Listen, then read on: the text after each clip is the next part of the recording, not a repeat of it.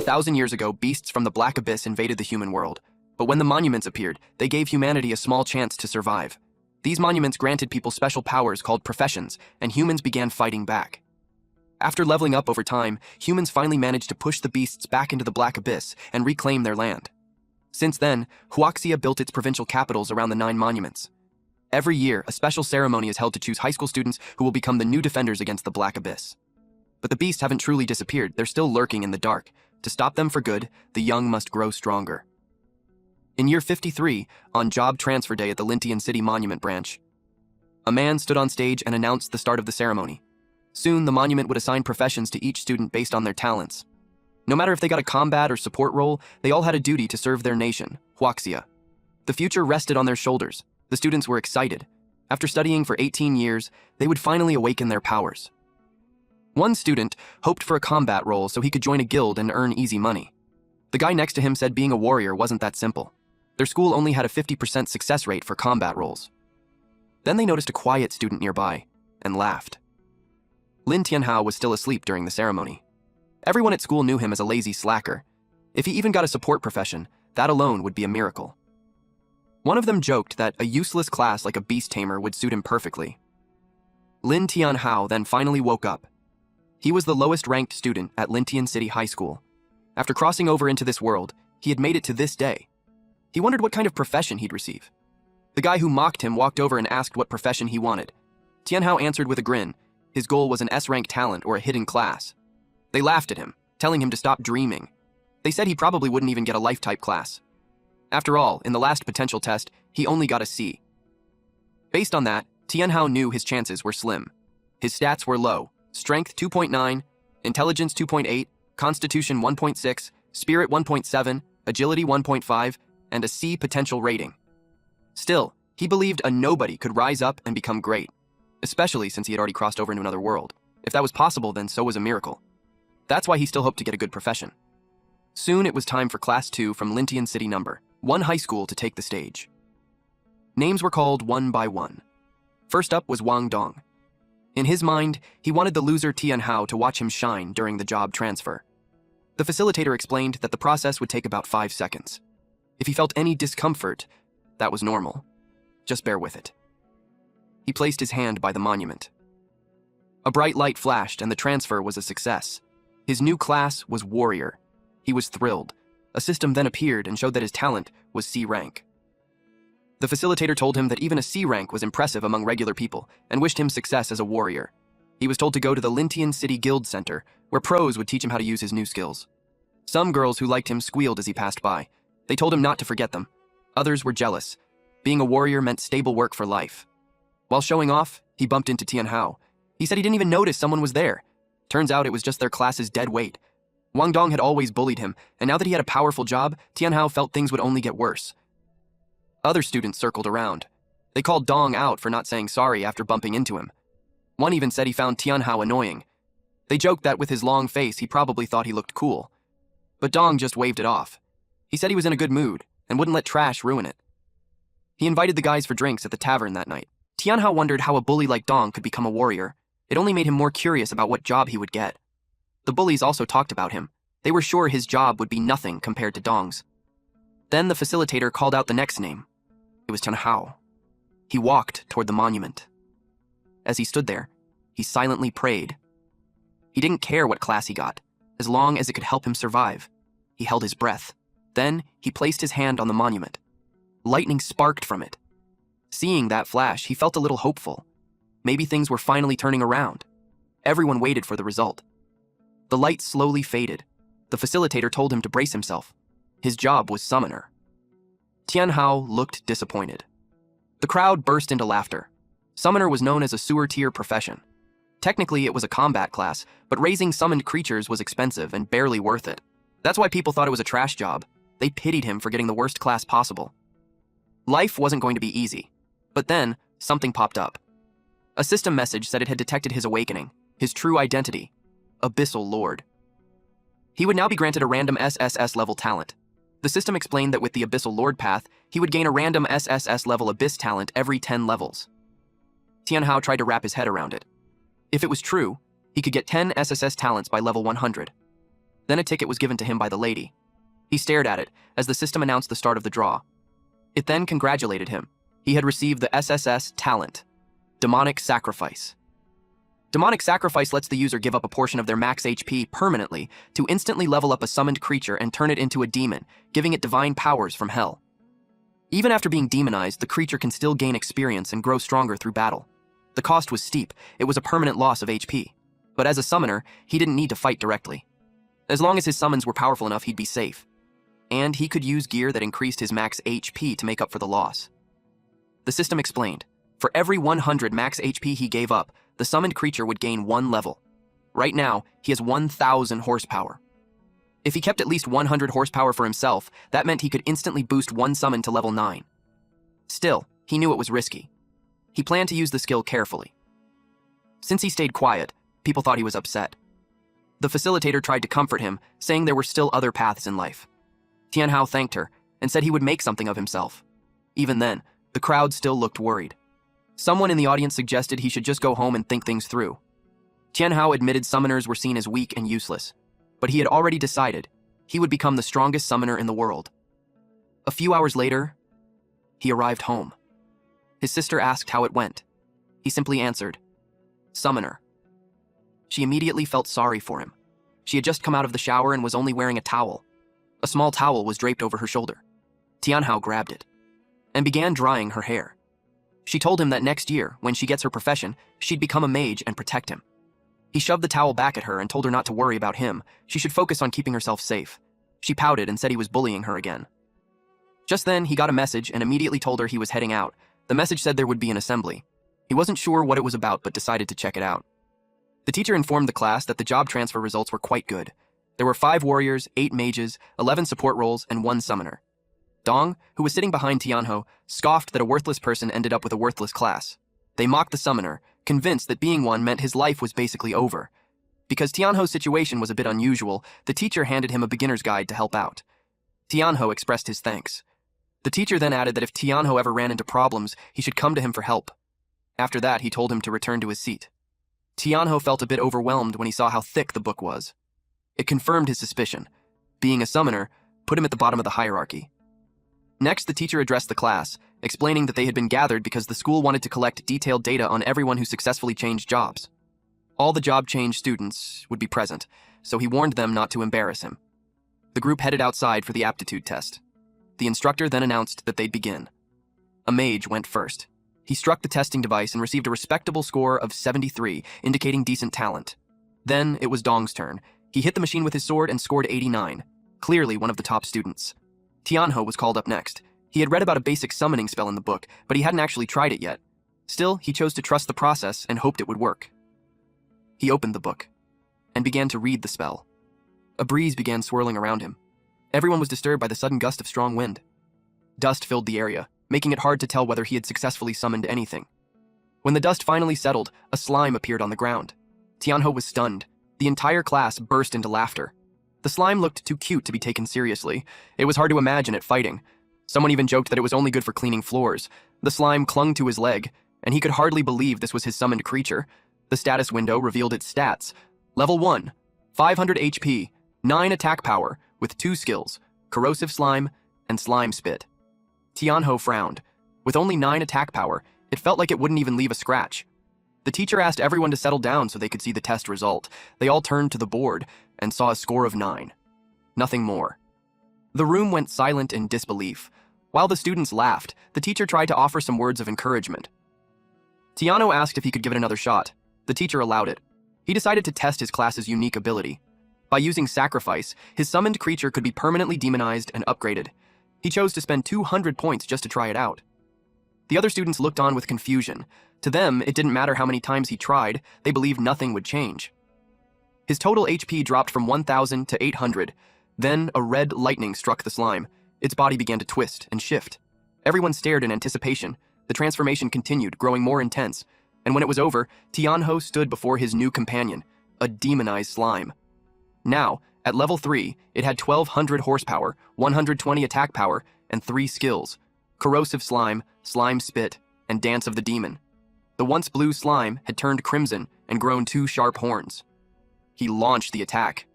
The slime leapt into the air. Then, in a flash, it dashed forward and struck the target cleanly. All eyes turned to the scoreboard. For a moment, it flickered as if it had short-circuited. Everyone was stunned by the result. It displayed a score of 120. They couldn't believe how strong he was. It seemed impossible for him to get such a high score, especially when Dong had only scored 89. Dong was in disbelief. He questioned how it could have happened. Even the legendary war god of Huaxia, Fang Changyun, had only managed a score of 101 back in the day. The idea that Tianho hit 120 was hard to accept. He accused Tianho of tampering with the machine, pointing out that he took the test twice. His lackeys backed him up. They told the teacher that jumping from 9 to 120 was highly suspicious. Tianho admitted to himself that he did interfere, but only by using his class ability on his own summon. The teacher acknowledged that their doubts were reasonable. Tianho insisted that he didn't cheat. The teacher walked over to inspect the machine. There was a strange colored line across the screen. After examining it carefully, the teacher concluded that the machine had simply malfunctioned. Tianho hadn't cheated. Dong felt relieved to know it was just a machine malfunction. In his mind, there was no way that loser could ever surpass him. He then asked what would happen to Tianho's score. One of his lackeys quickly chimed in, saying it was clearly 9 points since the machine had worked fine the first time and everyone saw it. The teacher announced that because of the malfunction, Tianho's result would be voided and he'd have to retake the test later. Tianho was surprised that he was being given another shot. Some students protested the decision, accusing the teacher of covering for him. But the teacher stood firm. Since the machine was broken, the testing was over. Those who hadn't taken the test, including Tianho, would get another chance once the machine was repaired. One of the lackey's eyes flared red, as if he was about to start something, but he backed down the moment Dong gave him a cold glare. Dong sneered that even if Tianho took the test again, trash would still be trash. He told him to keep dreaming. Then he turned to his group and told them to head back with him to the level 1 Black Abyss. Tianho remembered it as a beginner's dungeon. He figured it would be the perfect place to test out his demonized slime, so he decided to go there too. The group then took their leave. Later, the repairman arrived and discovered the machine had been damaged, by a student no less. When they saw the extent of the damage, they wondered if the school had actually birthed a genius. Nearby, an old man noticed Tianho. He walked over and commented that Tianho's physique was well suited for a summoner. The line struck a chord with Tianho. It felt familiar, though he couldn't remember where he had heard it before. He asked the old man if he was really talking to him. In response, the old man revealed a top-tier summoner's staff, offering it for 300 gold. Tianho was skeptical. To him, it looked like nothing more than a fancy stick, and the price seemed like a scam. But the old man insisted he was only offering it to him because he believed they were fated to meet. For anyone else, he said, the price would have been at least 1,000.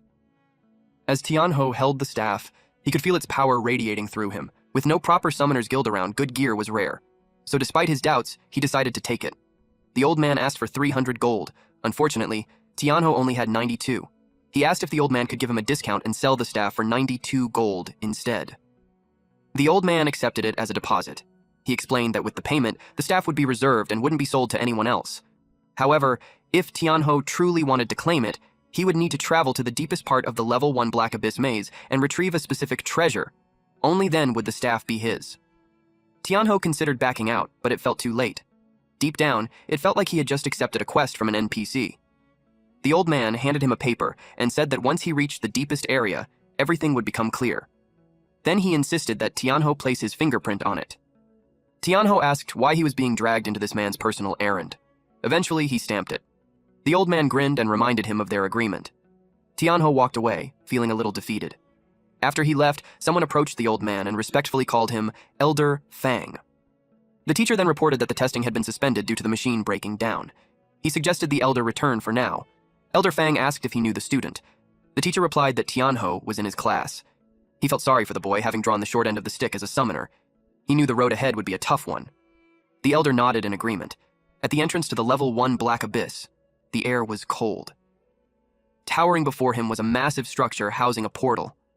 This place, also known as the Cold Valley Abyss, required a team of 3 to 5 people to enter. It was restricted to levels 1 through 10. Anyone outside that range would be immediately purged by the Overseer. Since it had a party requirement, Tianho knew he couldn't tackle it alone. He pulled up the leaderboard. At the end of the monthly rankings, those who reached the top received generous rewards. Currently, the number 1 spot on the leaderboard belongs to Fang Changyun. The reward for first place is a beginner chestplate that grants 30% armor, 20% magic resistance, and boosts max HP by 120 points. Tianho recognized it as excellent early game equipment. He quickly realized it was worth fighting for the top rank. Someone nearby noticed him and sneered, asking what a bottom feeder like him was doing there. Noticing that he intended to enter the abyss, the guy mocked him, saying he probably wouldn't survive more than 10 seconds inside. Tianho was growing tired of hearing the same insults. It was Dong and his usual crew. Dong told him to go back home and stick to farming. Tianho told them to mind their own business. They challenged him, pointing out that the dungeon required a minimum of 3 people. Could he even get in? Dong raised his voice, boasting that they had a C-rank warrior and 2 E-rank mages, and asked the crowd if anyone wanted to join their party. Immediately, people swarmed around them. Everyone was eager to join their team. A priest promoted himself, hoping to be picked. Dong selected 2 party members. His lackeys hyped him up, bragging about his strength and their goal of dominating the leaderboard. Hearing that, the new recruits grew nervous, worried they might slow the group down. Suddenly, the portal pulsed and spat out a skull and bones. That terrified the newcomers. Dong's lackeys grinned and warned them to stay close, or else they might end up the same way. The leader then spoke up, saying they should get moving. Tianho quietly watched them disappear inside. He knew Dong and his crew were bad news. The newcomers likely wouldn't make it out alive. While death wasn't permanent, thanks to resurrection, it came with a heavy cost. That's why clearing the dungeon without dying was always the best strategy. Tianho activated his status window and displayed it above his head. It revealed he was a level 1, S-rank summoner. That drew the attention of someone nearby, who nudged his teammates and suggested they invite Tianho to join. But one of the others immediately shot down the idea. Despite the S-rank, he argued that a summoner was still useless. The woman in the group sighed in disappointment. They thought they had found someone promising, only to realize it was just more dead weight. They decided to wait and look for better options. Our MC then spotted someone in the crowd. It was Li Shui, a level 1 bard with E-rank talent. Unfortunately, being E-rank meant her buffs wouldn't be very effective, at least not until she reached D-rank or higher. From the look on her face, Tianho could tell she had been waiting there for days. He walked up to her and asked if she wanted to team up. She blushed at the offer. Tianho extended his hand and told her he planned to compete for a spot on the leaderboard, but no one was willing to party with him. Deep down, Li Shui knew that was a long shot, but he was handsome, and she didn't want to let the chance slip by. So she agreed to join him. Just a few seconds later, they exchanged introductions. Tianho reassured her that once they entered the dungeon, he'd handle the monsters. All she had to do was focus on staying safe. Her eyes sparkled like hearts. The thought that he might be worried about her made her feel giddy. She promised she wouldn't be a burden. Now, they only needed one more member. Suddenly, a loud voice echoed across the area, calling out, "Goddess Qing!" Heads turned instantly. When Su Qing appeared, she drew everyone's attention, especially the men. She was a level 1 druidess with A-rank talent. Many rushed to offer her a spot in their parties, but internally she found them all irritating. A commotion broke out as they fought over her. Tianho recognized the campus belle immediately. To his surprise, Qing seemed to recognize him too. She stopped right in front of him, staring so intently it made him uneasy.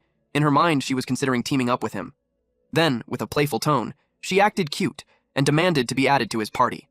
The men who admired her were furious and filled with envy. Suddenly, Tianho found himself in a very awkward situation. Qing grabbed his hand and stepped into his personal space without hesitation. The others began complaining, wondering why he was chosen, of all people. Poor Tianho, he hadn't done anything, yet he was catching all the heat. Irritated, Qing yelled at them, announcing that she had already joined a party and told them to get lost. Her blunt attitude caught everyone off guard. She rushed off toward the portal. Tianho called after her, asking why she wanted to join his team. She answered honestly, she was aiming for the leaderboard and needed 2 carry-ons. If she could take some trash all the way to first place, no one would ever look down on her again. Her choice of words was kind of hurtful. She told them to stop standing around and start moving. Tianho sighed, slightly troubled by the fact that they now had a little princess on their team. Shui quietly asked if it would just be the 3 of them. He confirmed it. There wasn't anyone else suitable to join. He told her that if things ever got too dangerous, she should feel free to leave the party and retreat. They stepped through the portal and into the snow-covered dungeon. The cold hit them instantly. Even with the cold resistance gear Tianho had bought, it didn't seem to help much. Jue offered to cast a low-level resistance aura. She gently plucked her small harp, and a warm golden light wrapped around them. Qing glanced her way and remarked that maybe Jue wasn't completely useless after all. Tianho reminded them that they needed to move quickly. They were here to compete for the leaderboard. Suddenly, a pair of glowing red eyes appeared from the shadows. Tianho stared it down. It was a corrupted wandering wolf. Level 1. Its stats showed 400 HP, 21 attack, 200 agility, 1 defense. Its skills were Plague Spread and Weakened Howl. A tragic creature, its soul was bound to the Cold Valley Abyss, trapped in a broken body. It was considered a standard class monster. Ching recognized it right away. She smiled, saying the timing was perfect. She had been meaning to get some practice in, then she transformed into a spirit cat. Watching her semi-beast form in action, Tianho finally understood what it meant to be a druidess. She leapt and immediately charged at the monster. She slashed at the wolf with her claws. Tianho noticed that the wolf began taking recurring damage. He quickly deduced that her claw attacks had inflicted a bleeding effect. Shui was genuinely impressed by Ching's strength. The wolf dropped loot. Wolf pelts worth 20 gold per bundle and wolf fangs that went for 10 gold per bundle. Ching handed the items to Shui as thanks for casting the cold resistance aura earlier. She explained that she didn't like feeling indebted to anyone. Shui smiled, touched by the gesture, and told her she didn't need to be so formal. After that, Ching suggested they keep moving forward. Tianho gave one last look at the fallen wolf before following. Before long, their path was blocked by 3 more wolves. Without hesitation, Ching shifted into her beast form and charged. She tore through the wolves, cutting them down swiftly. However, handling 3 at once proved to be a bit much. Still, she didn't let it slow her down. She had her eyes set on the leaderboard. Shui grew concerned when she noticed Ching was injured. She offered to cast a low-tier healing spell, but Ching refused. The spell wouldn't restore much health anyway, and she advised Yue to conserve her mana instead. Ching pulled out a potion and took a drink. Tianho gently tapped Shui on the shoulder, offering a silent gesture of comfort. As they continued walking, they stayed alert and scanned their surroundings. Up ahead, Ching unknowingly stepped on a magic circle. Her instincts kicked in. She knew immediately that it wasn't good. In an instant, a massive hammer came crashing down from above. She narrowly dodged it. The weapon had been hurled by a corrupted wandering zombie, an elite monster. It was level 4 with 600 HP, 56 attack, 100 agility, and 5 defense. Its skills included Hammer Strike, Rotting Stench, and Devour. It was a decaying corpse that spawned corrupted wolves. Though its brain was almost gone, its aggression was relentless against intruders. Seeing that it was an elite, Ching knew they were in for trouble. Jie grew anxious, startled that an elite monster had appeared out of nowhere. She asked why it would show up here. Tianho guessed that Ching's rampage through too many corrupted wolves had provoked it. The zombie swung its hammer at Ching again. She was caught off guard by its unexpected speed. The blow sent her flying, and she slammed into a nearby boulder. Shui panicked and turned to Tianho, asking what they should do. The zombie raised its hammer again, ready to strike the unconscious Ching. Without hesitation, Tianho summoned his demon slime. A thick mist spread across the area. Then the slime emerged, now at level 3. Tianho gave the command for it to use the skill. Dance of the Demon. The slime dashed forward, moving so fast it left only a streak of light in its wake. The hammer came crashing down toward Ching. The ground split apart on impact. But the monster froze in surprise. Tianho calmly suggested it take a moment to check whether its attack had actually landed. The slime had already snatched Ching away and gently handed her over to Shui. Tianho instructed Shui to bring Ching to a safe spot nearby and heal her. He would handle the wandering corpse himself. The zombie prepared to swing again. Tianho commanded the slime to use slime spit. The creature leapt into the air and soared above the monster. A devilish grin formed on its gooey face. The demon slime unleashed a shower of red, slimy liquid onto the monster below. The creature raised its arms to shield itself from the attack. Tianho quickly followed up by ordering the slime to use Demon Dance again. He could tell that the monster's defense was tough. They were only managing to deal about 50% of the expected damage. He needed a new approach. The monster flinched. It was beginning to realize that the slime's attacks could melt through its flesh. The slime charged in again. Tianho quickly formed a plan. He commanded the slime to combine Demon Dance with strong corrosive slime, targeting the monster's ankle. The slime lunged forward with precision. It struck the monster's ankle. It worked. The monster instantly collapsed. Shui continued tending to Ching with healing magic. Eventually, Ching's eyes fluttered open. She caught a glimpse of Tianho in action and saw just how powerful he really was. Meanwhile, Tianho had analyzed the fight and realized the monster's lower body had weaker defenses. He ordered the slime to keep targeting that area. Slime began raining down again. It piled up until it reached the monster's waist. Even its hammer began to melt from the corrosive slime. And with that, Tianho brought down the corrupted wandering zombie. He gained 120 EXP, a corpse hammer, 10 wolf hides, and 10 wolf fangs. He leveled up to level 2. He was stunned by how much experience he had just received. The two girls were equally shocked by his strength. Zhui asked if summoners were really that powerful. Qing replied that it wasn't about the class, it was Tianhou himself. His strength was terrifying. Taking down an elite monster solo wasn't something just anyone could do. Tianhou approached her and gently asked if she was okay. She blushed at his concern.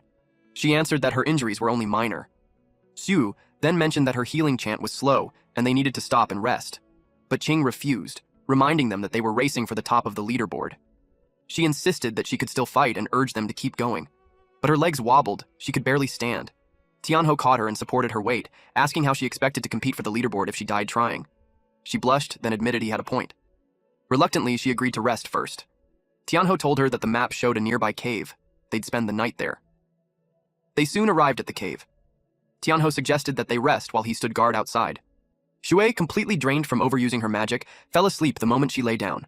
They were both surprised at how quickly she knocked out. Tianhou gently urged Qing to get some rest as well. Just before he stepped out of the cave, Qing quietly thanked him for saving her earlier. Tianhou didn't respond right away. He simply stared at her, her face flushed with embarrassment. She quickly added that she wasn't the kind of person to forget a favor. Then, clearly flustered, she turned around and mumbled that he should pretend she never said anything. Tianhou couldn't help but smile. For all her sharp words, the tsundere noble girl had a sincere heart. From inside, Qing peeked out and watched him leave. Outside, now alone, Tianhou decided to check his status after leveling up to 3. He was now at level 3. His HP had risen from 800 to 1200, MP from 300 to 400. His attack power jumped from 12 to 40, spirit increased from 80 to 100, defense went up from 1 to 2, agility improved from 50 to 55, and luck rose from 10 to 20. His talent Demonic Sacrifice remained at S rank, and his Skillfully Armed was now unlocked at level 1. This skill allowed his spirit to shield his summoned creatures and boost all their stats. His current beast slot capacity was 1 out of 2.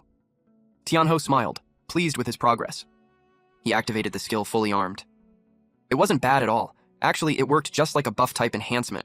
His HP rose by 400, and that boost alone was enough to allow him to level up the slime 4 more times. Still, he realized that if he couldn't increase his HP cap any further, he'd need to find an alternative method. So, he used Convert to transfer 400 HP. His HP dropped back down to 800, while the demon slime leveled up to level 7. Its stats saw a big boost. HP increased to 1400, attack power reached 140, agility hit 120, and defense climbed to 7. It also unlocked a new skill. Split. Tianhou was curious. Were the slime's clones different from the original? He decided to test it out. The demon slime jumped into the air. Once it was a safe distance from Tianhou, he gave the command, use split. Sure enough, the slime's body is divided into 2. Tianhou observed closely. He even checked their stats. Both slimes were now at level 7, with 700 HP, 140 attack power, 130 agility, 4 defense, and the same skills. Except Split wasn't available for the copies. In short, their HP had been halved, agility increased slightly, and defense dropped. He wondered how long the effect would last. Just then, a timer appeared above the demon slimes. 3 minutes. Tianhou was stunned. That wasn't much time at all. Suddenly, he heard something coming from inside the cave. His senses flared. He knew something was wrong. The 2 girls were in danger. He rushed back inside. What he saw made his heart skip a beat. Xue and Qing were facing a massive monster. Without hesitation, Tianhou ordered the slime to split again. The slimes lunged forward and attacked. The result, only minus 25 damage. Tianhou was shocked by how little effect it had. The monster was a giant snow rabbit, level 8. It had 800 HP, 80 attack power, 500 agility, and 6 defense. It looked bizarre, a humanoid rabbit with the head and body of a rabbit, but walking upright on 2 legs. Snow rabbits thrived year-round in frozen environments, growing dense fur that made them resistant to basic attacks. Xu and Qing immediately broke into a cold sweat. With a 6-level gap between them and the creature, they knew they didn't stand a chance. The snow rabbit opened its mouth unnaturally wide. Then it lunged at Tianhou. Qing shouted for him to be careful. Tianhou shrugged it off, saying, "It's just a rabbit." The demon slime responded with a shot of slime spit, but while the snow rabbit was charging, it suddenly vanished. The slime attack missed and splattered on the ground. In the blink of an eye, the snow rabbit reappeared, right behind the demon slime, and launched a powerful kick. The blow sent the slime flying across the cave. And just like that, the rabbit was on it again. It landed a punch before the slime could even recover. The attacks kept coming, non-stop. Tianho quickly ordered the slime to retreat and used Dance of the Demon and strong corrosive slime. The slime pulled back at top speed. Tianho observed closely. The snow rabbit was unbelievably agile. It excelled at dodging. Xue, overwhelmed, asked how something could be that fast. Qing explained that the snow rabbit was known as one of the trickiest monsters in the abyss. Many teams had been wiped out by it. But what puzzled her was why it attacked them in the first place. They hadn't even entered its territory. Realizing the slime's attacks weren't doing any real damage, Shui suggested jumping in to help. Tianho found himself in a tough spot. Dance of the Demon had been interrupted earlier, and now it was on cooldown. He quickly ordered the slime to fall back, but the creature continued taking hits. Shui, unable to stand by any longer, made a move to help. Qing tried to stop her. She picked up a rock and threw it at the snow rabbit to divert its attention. It struck the rabbit right on the forehead. The snow rabbit slowly turned to face her. Qing froze in fear. The snow rabbit let out a fierce roar. Frantically, she rummaged through her bag and threw a carrot at the rabbit. The snow rabbit's eyes lit up. It instantly transformed into a cuddly, adorable bunny and happily munched on the carrot. All three were dumbfounded. Tianho realized this monster was just hungry. Qing, on the other hand, was baffled. She asked Xue why she even had carrots on her. Shui explained that she brought them as emergency rations for the group, but once the rabbit finished eating, it glared at them again. Sensing danger, Shui panicked and bolted, tossing carrots behind her as she ran. Naturally, the rabbit chased after the trail of food. Tianho knew they were almost out of carrots. If they were going to take the rabbit down, they needed to act fast. He told Shui to toss her bag to Qing. Qing looked confused, but Shui followed the instruction without hesitation. Qing caught the bag. Barely. The snow rabbit's attention immediately shifted to her. Instinctively, Qing transformed into her beast form, then glanced at Tianho and asked what exactly he was planning. She leapt into the air just as the snow rabbit tried to strike her. Tianho had no elaborate strategy in mind. Only one goal: to kill it. The rabbit lunged again, this time aiming both fists at her. She was taken aback by its speed. "Are you ready yet?" she called out to Tianho mid-dodge. He told her to lure it into the cave. In that instant, she understood his plan. Without hesitation, she turned and bolted toward the cave. The snow rabbit charged right after her. As Qing approached the dead end, she was certain the rabbit wouldn't be able to stop in time. And just as expected, it crashed headfirst into the wall. Boulders tumbled down onto its head. That was the slime's cue. It sprang into action, soaring above the rabbit, and began to rain down sticky, corrosive slime. The snow rabbit had walked right into Tianho's trap. He ordered the slime to use split and follow up with slime spit. The rabbit's demeanor shifted. It grew cautious. Its eyes darted around as it realized it was completely surrounded. The demon slime wore a devilish grin on its face and continued to chip away at the rabbit's health. Eventually, the fight ended in their favor. Victory was theirs. Tianho let out a breath of relief. It was finally over. He earned 200 EXP and now only needed 100 more to reach the next level. But the battle left him thoughtful. Even though the snow rabbit was only level 6, the slime had struggled against it. He realized that while the slime excelled in area of effect attacks, it was lacking when it came to single-target battles. If they encountered a similar situation again, things could turn bad. The girls were also relieved that the danger had passed. Shua even burst into tears. She genuinely thought she was going to die. Meanwhile, Qing was fuming, scolding Tianho for using her as bait. He apologized and explained that she was the only one fast enough to dodge the rabbit's attacks. She blushed, taking it as a compliment. Then she turned her annoyance toward Xu, blaming her for bringing carrots into the abyss and causing the mess in the first place. Shui defended herself, saying she thought having dry rations was a good idea. "No one's gonna gnaw on carrots down here," Qing huffed and told her to pack them all into her inventory. Before she could finish, Tianho stopped her. He pointed out that defeating just one snow rabbit granted 120 EXP, the highest yield they'd seen so far. If they could lure more into traps, they could level up much faster. The requirement to clear Cold Valley Abyss was to defeat the level 10 Abyss boss, and for that, every member of the team needed to be at least level 4. At the moment, both girls were at level 2, and Tianho was level 3. That meant they needed to take down at least 5 more snow rabbits to get everyone to the right level. Zhu hesitated, worried. They barely managed to defeat one. How would they handle more? But Tianho reassured them. This time they wouldn't be the hunted, they'd be the hunters. Qing immediately backed the idea. She had no time to waste grinding one monster at a time. If they could lure rabbits to them, it was perfect for their goal of reaching the leaderboard. They quickly got to planning.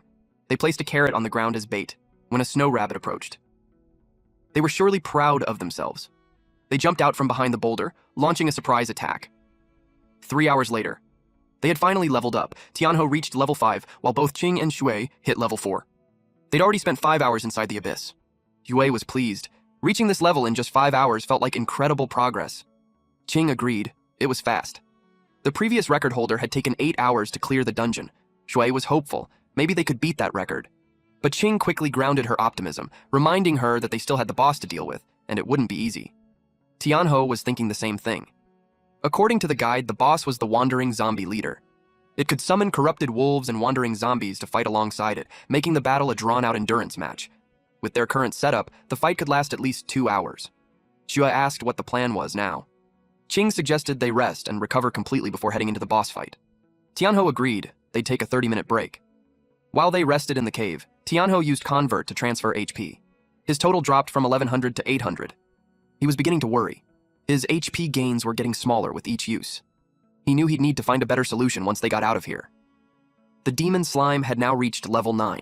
Its HP had gone up to 1,600, attack power to 150, agility to 130, and defense to 9.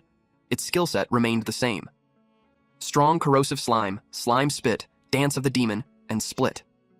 No new abilities had appeared, and the stat boost wasn't particularly impressive.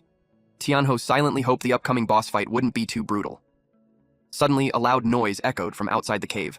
They all jolted upright, alert and uneasy, rushing outside to investigate.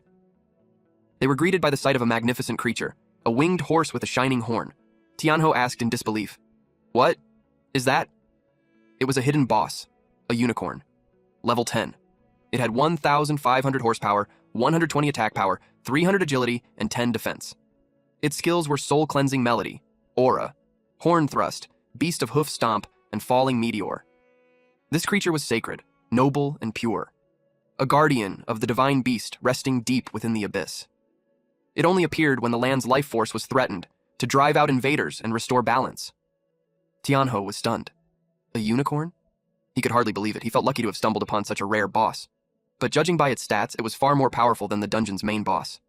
The demon slime tensed, ready to fight. The unicorn's horn began to radiate energy. Moments later, its eyes lit up with an eerie glow. Tianho stood completely still, his eyes vacant, as if he had fallen under the creature's spell. He was mesmerized by the creature's ethereal beauty. Without realizing it, he began walking toward the edge of a cliff. The demon slime noticed and sank its teeth into his leg. The pain snapped him out of it. He whirled around, furious at the bite. Tianho felt relieved. But then he saw that Qing and Shui were hypnotized too. They looked like they were seeing something beautiful, not realizing they were walking toward danger. Shui was just one step away from falling when Tianho shouted for them to watch out. He quickly pulled them both away from the edge. Then he placed them behind a boulder. They finally snapped out of it. Qing asked why the hidden boss appeared. Shui was confused because she thought the boss was the wandering zombie leader. Tianho said the unicorn is a guardian of life, and maybe it showed up because they killed too many snow rabbits. Zhui pointed out that it didn't appear when they fought a lot of undead before. Qing told them that beating the mini-bosses lets them reach the final area. Once they defeat the wandering zombie leader, they can clear the dungeon. But she pointed out that the hidden boss, the unicorn, had much higher stats than the main boss. She knew they could get wiped out. Zhu started crying. She didn't want to die and suggested they run away. Tianho said running wasn't an option. After killing so many snow rabbits, they had already been marked. Zhua regretted everything and said they were all going to die. Tianho put a hand on her shoulder. He reminded her that it was thanks to her they had reached a time that was half of the leaderboard's record. Now, they just had to beat the boss to clear the dungeon. He said it was just a hidden boss and he wouldn't let them get hurt. Qing acted confident and told them not to slow her down. Shu thanked them both. A few seconds later, the unicorn let out a loud roar. It had found them. They got ready to fight. The unicorn used Horn Thrust. As it charged, the ground cracked. It jumped across the cliffs. Tianho told everyone to scatter. The unicorn landed on the other side. Now that they had spread out, it was surrounded. The dust cleared, and the unicorn looked furious. Then it used Soul Cleansing Melody. The sound made them feel pain. Tianho called out to Shui. She began chanting, Sage's narrative hymn for resistance, a lullaby for weakening the enemy, and War God's march to boost their damage. The unicorn focused on her. Then it roared again. It used Beast Hoof Stomp. Zhu froze in fear as it charged toward her. Just in time, Qing grabbed its horn to stop it. She balanced herself and kicked the unicorn hard. Then she taunted it. The unicorn neighed loudly in response. It locked eyes on her as she ran. When it used Horn Thrust, she jumped high to dodge. She was starting to understand the boss's strength. Then the unicorn jumped too. Tianho shouted at her to watch out. The unicorn stabbed Ching straight in the chest. She was in shock. Shui quickly ran to her. She begged her to wake up. Tianho called for his slime. Seeing what happened, pushed him to fight. The slime leveled up to 9, raising its HP from 1600 to 1700 and its attack from 150 to 160. The unicorn turned to face them. The slime moved in. It got ready to spit. Then it unleashed a rain of spit on the unicorn. Zhu was amazed they managed to hold it back. The unicorn's biggest weakness was dark element attacks, and the demonized slime was the perfect counter. Tianho told it to keep going. It released more slimes onto the unicorn, making it scream in pain. The unicorn tried to escape. It flew up into the sky, but Tianho wasn't letting it run. He ordered the slime to use corrosive slime and demon's dance. The slime turned into a puddle, then launched itself into the air to chase it down. It easily reached the unicorn and got close to its face. The slime blocked the unicorn's path and it got startled. Tianho praised the slime for doing great. The unicorn fell to the ground. It was furious. It let out sonic waves from its horn. Tianho shouted for everyone to cover their ears. While making noise, the unicorn attacked the slime. Tianho told the slime to use split to dodge. It nearly got hit, but just in time. The slime split, and the horn stabbed through the gap. Now there were 2 slimes. The unicorn used its stomp skill. The split had a time limit, so Tianho knew he had to finish it fast. He told the slime to use corrosive slime again. One slime jumped high, while the other got stomped on. The unicorn sensed the one coming from behind. But before it could react, the slime had already splashed it with a lot of slime. It tried to get away, but the slime clung to it, making it scream in pain. Because of its severe injuries, the unicorn went into a frenzy. Tianho panicked when he saw it going berserk. He quickly told the slime to back off. The spot where the slime had latched on was badly damaged. The slime returned to Tianho's side. The unicorn stared at them with rage. Tianho held his ground, waiting for its next move. But he was puzzled. It suddenly stopped attacking. Then he noticed something strange. There was a puddle of purple liquid with bits of grass near the unicorn's feet. Ching asked why he was just standing there. She rushed in and told him to finish it off. Shui also started moving, but Tianho told her to wait. Ching leapt at the unicorn, and Tianho watched as she finished it off with a scratch. The unicorn collapsed. Ching stood proudly over it, pleased with what she did. The unicorn lay in the puddle, whimpering. Ching stepped back and was shocked. She didn't expect it to be crying. Suddenly, a beam of light came down from the sky. It let out a sound wave that caused them pain. The force was so strong it even made the ground shake and rocks shift. A boulder was about to crush them. Tianho ordered the slime to swallow it. The slime tried to eat the rock. It grew larger to fit it in. Eventually, the boulder dissolved inside it. Tianho praised the slime for doing a good job, but more rocks started falling. The whole place was falling apart. He told everyone to stick close. Jay panicked when a boulder nearly hit her foot. Ching was handling it. She clawed her way through the rubble. She moved fast, dodging the falling debris. Tianho grabbed Shay while Ching caught up. The slime formed a barrier around them. Ching then asked what was going on. Tianho explained that the guardian had died and the magic was fading. Then he panicked. He saw a boulder falling toward the unicorn. He told the slime to split and protect it. The slime struggled but followed the command. A piece of it rushed toward the unicorn. It moved quickly and covered the boulder. After dissolving the rock, it checked on the unicorn. Then it formed a barrier to keep it safe. The unicorn coughed up blood. Soon, the mountain stopped collapsing. It was time to check on the unicorn. Ching asked what was going on. Tianho explained that the unicorn's blood had healing powers, and the land started to recover when it touched the ground. The unicorn shook. Ching suggested they kill it now so they could leave the abyss. But Tianho stopped her. She asked why he kept getting in her way. Shui noticed something strange about the unicorn as well. Tianho realized it was trying to say something. Suddenly, the unicorn jerked up. Shui flinched. Ching insisted they kill it immediately, but again, Tianho told her to wait. She argued they didn't have time for that. The unicorn coughed up more blood, then it collapsed. They saw something sticking out of its belly. A horn had torn through it from the inside. Ching couldn't believe what she was seeing. Another unicorn had appeared. Ching stood frozen. The once barren land turned lush as the new unicorn came out. She realized the boss could reincarnate, so she rushed in, wanting to kill it before it got stronger. But Tianho stepped in her way. Once again, he told her to wait. She raised her weapon, but Tianho didn't move. So instead, she slapped him across the cheek. His cheek bled. A drop of his blood landed on the unicorn's horn. The horn began to glow brightly. Ching was already irritated with Tianho. While they argued, the unicorn tried to stand up. Then a notification popped up saying a contract had been formed. The two women paused and looked at the unicorn. Tianho turned to see. A golden light floated toward him. It gathered at his third eye. He could now see the juvenile unicorn's stats. Level 1, 600 HP, 15 attack, 100 agility, and 2 defense. Its skills included Soul Cleansing Melody and Beast Hoof Stomp. Tianho was suddenly transported to another dimension where only he and the unicorn existed. This was the outcome he had predicted. He had noticed earlier that the unicorn was trying to protect the baby inside it, but he never expected the baby could become a contracted beast. Now, he had a second summoned creature. Qing asked what was happening. She looked around for the unicorn. Then the ground started to shake again. A huge crack split it open. Qing grabbed Jue and pulled her along, shouting for Tianho to run. But Tianho knelt beside the fallen unicorn and promised that he'd protect its baby. Tianho sat on the lush green grass where the unicorn's body had once been. The system displayed the loot: a forgeable unicorn horn, unicorn mane, venomous unicorn blood, and a Cold Valley treasure chest. He was focused on checking the drops, while the slime behind him tried to warn him the ground was collapsing.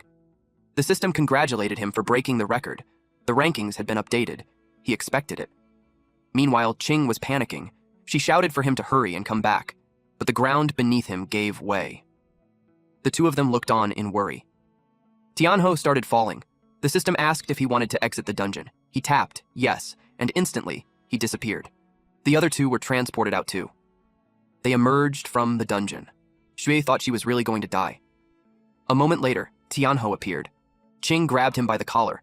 He tried to calm her down. Everyone around them was checking the leaderboard, causing a stir.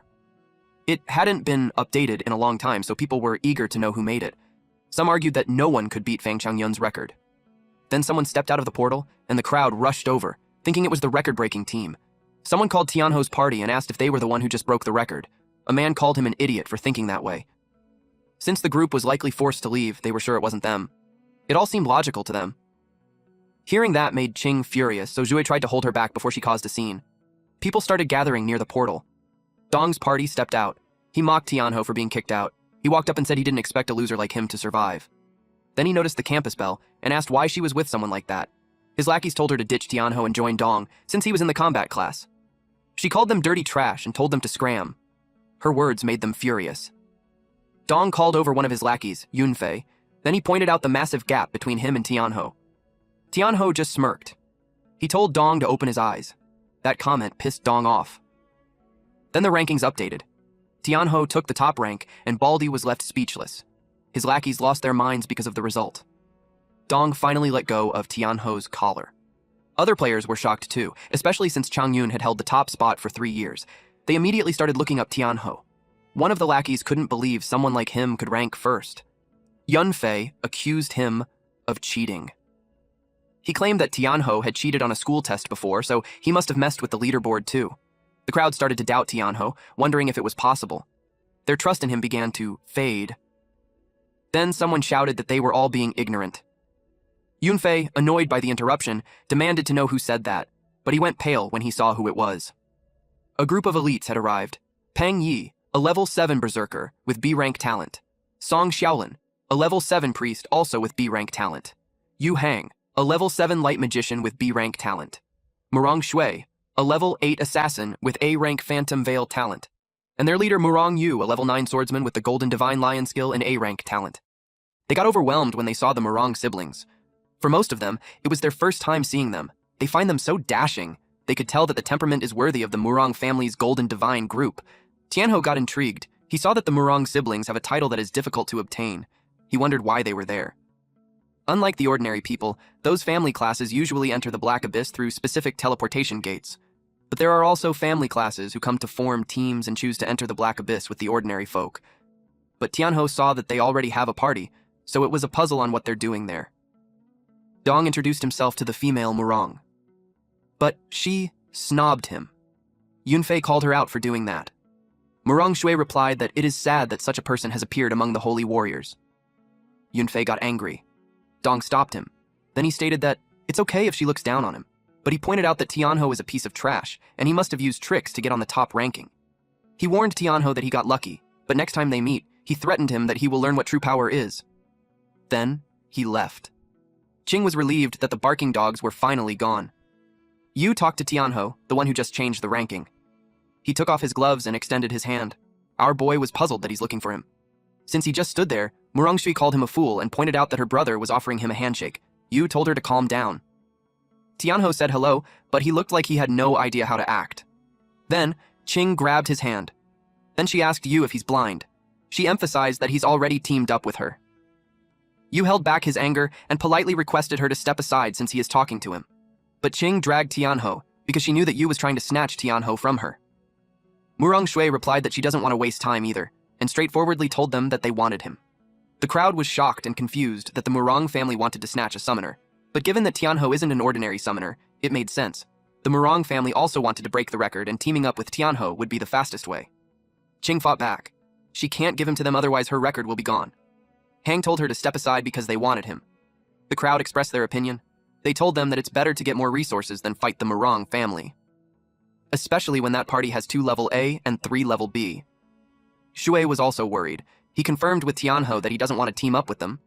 Qing replied that Tianho wouldn't dare. Yu told Qing that she doesn't have the power to decide for him and suggested that they ask him what he wants. Then Yu, as the Knight of the Golden Divine Lion, formally extended his invitation to Tianho. The screen appeared and he had the option to accept or decline. Qing argued that Tianho wouldn't do that, but he replied, sure. Qing's jaw dropped. Shui was surprised too. Then he firmly repeated his answer. Qing asked him again what he said, while Shui asked why. Yu commended him for being wise. Then he prompted him to accept the invitation on the screen. Tianho looked at it. Qing yelled at him not to do it. Yu tempted him by saying that they could break records together, and that's a win-win situation. Tianho pressed reject, and everyone was surprised. Murong asked him what was the meaning of it, but Yu stopped her non-verbally. Tianho told them to relax. He clarified that he's going to join them, but they have to agree to some of his conditions. That angered Murong Shui. She told him that letting him join them as a summoner is already a great favor, and he's being ungrateful. Tianho took that as they are not willing to negotiate. Yu stopped him and asked what his demands were. He replied that it was just small conditions. He told them that after entering the Black Abyss, everyone must listen to his orders. Second, no one can steal his experience without his permission. And third, all loot from killing monsters is his. His conditions are insane, and that angered the party. The crowd even reacted that it's unreasonable, but someone argued that it's the party that's asking for help, so it isn't too unreasonable. But if they agree, it means that the Murong Guild will obey Tianho's orders, and if they don't, they won't make it to the rankings. It was a clever move. Tianho asked about their decision. The party members told their captain not to agree with it because the man was looking down on them. Qing looked proud of what he did.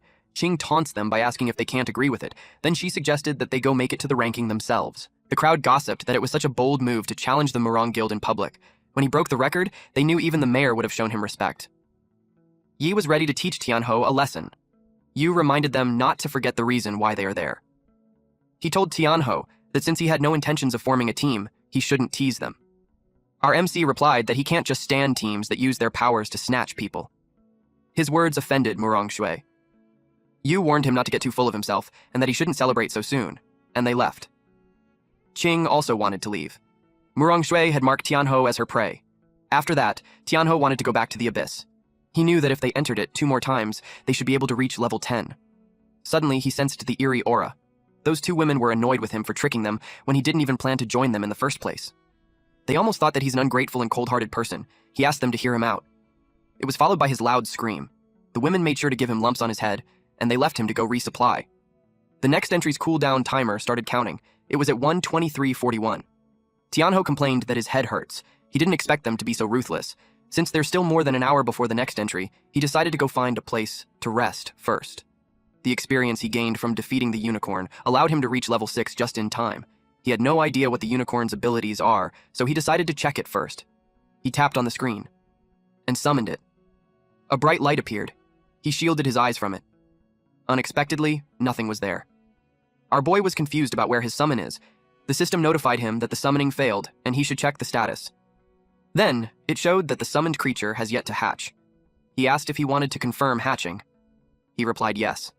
The hatching process started, but it would take 3 days to finish. He had no choice but to wait.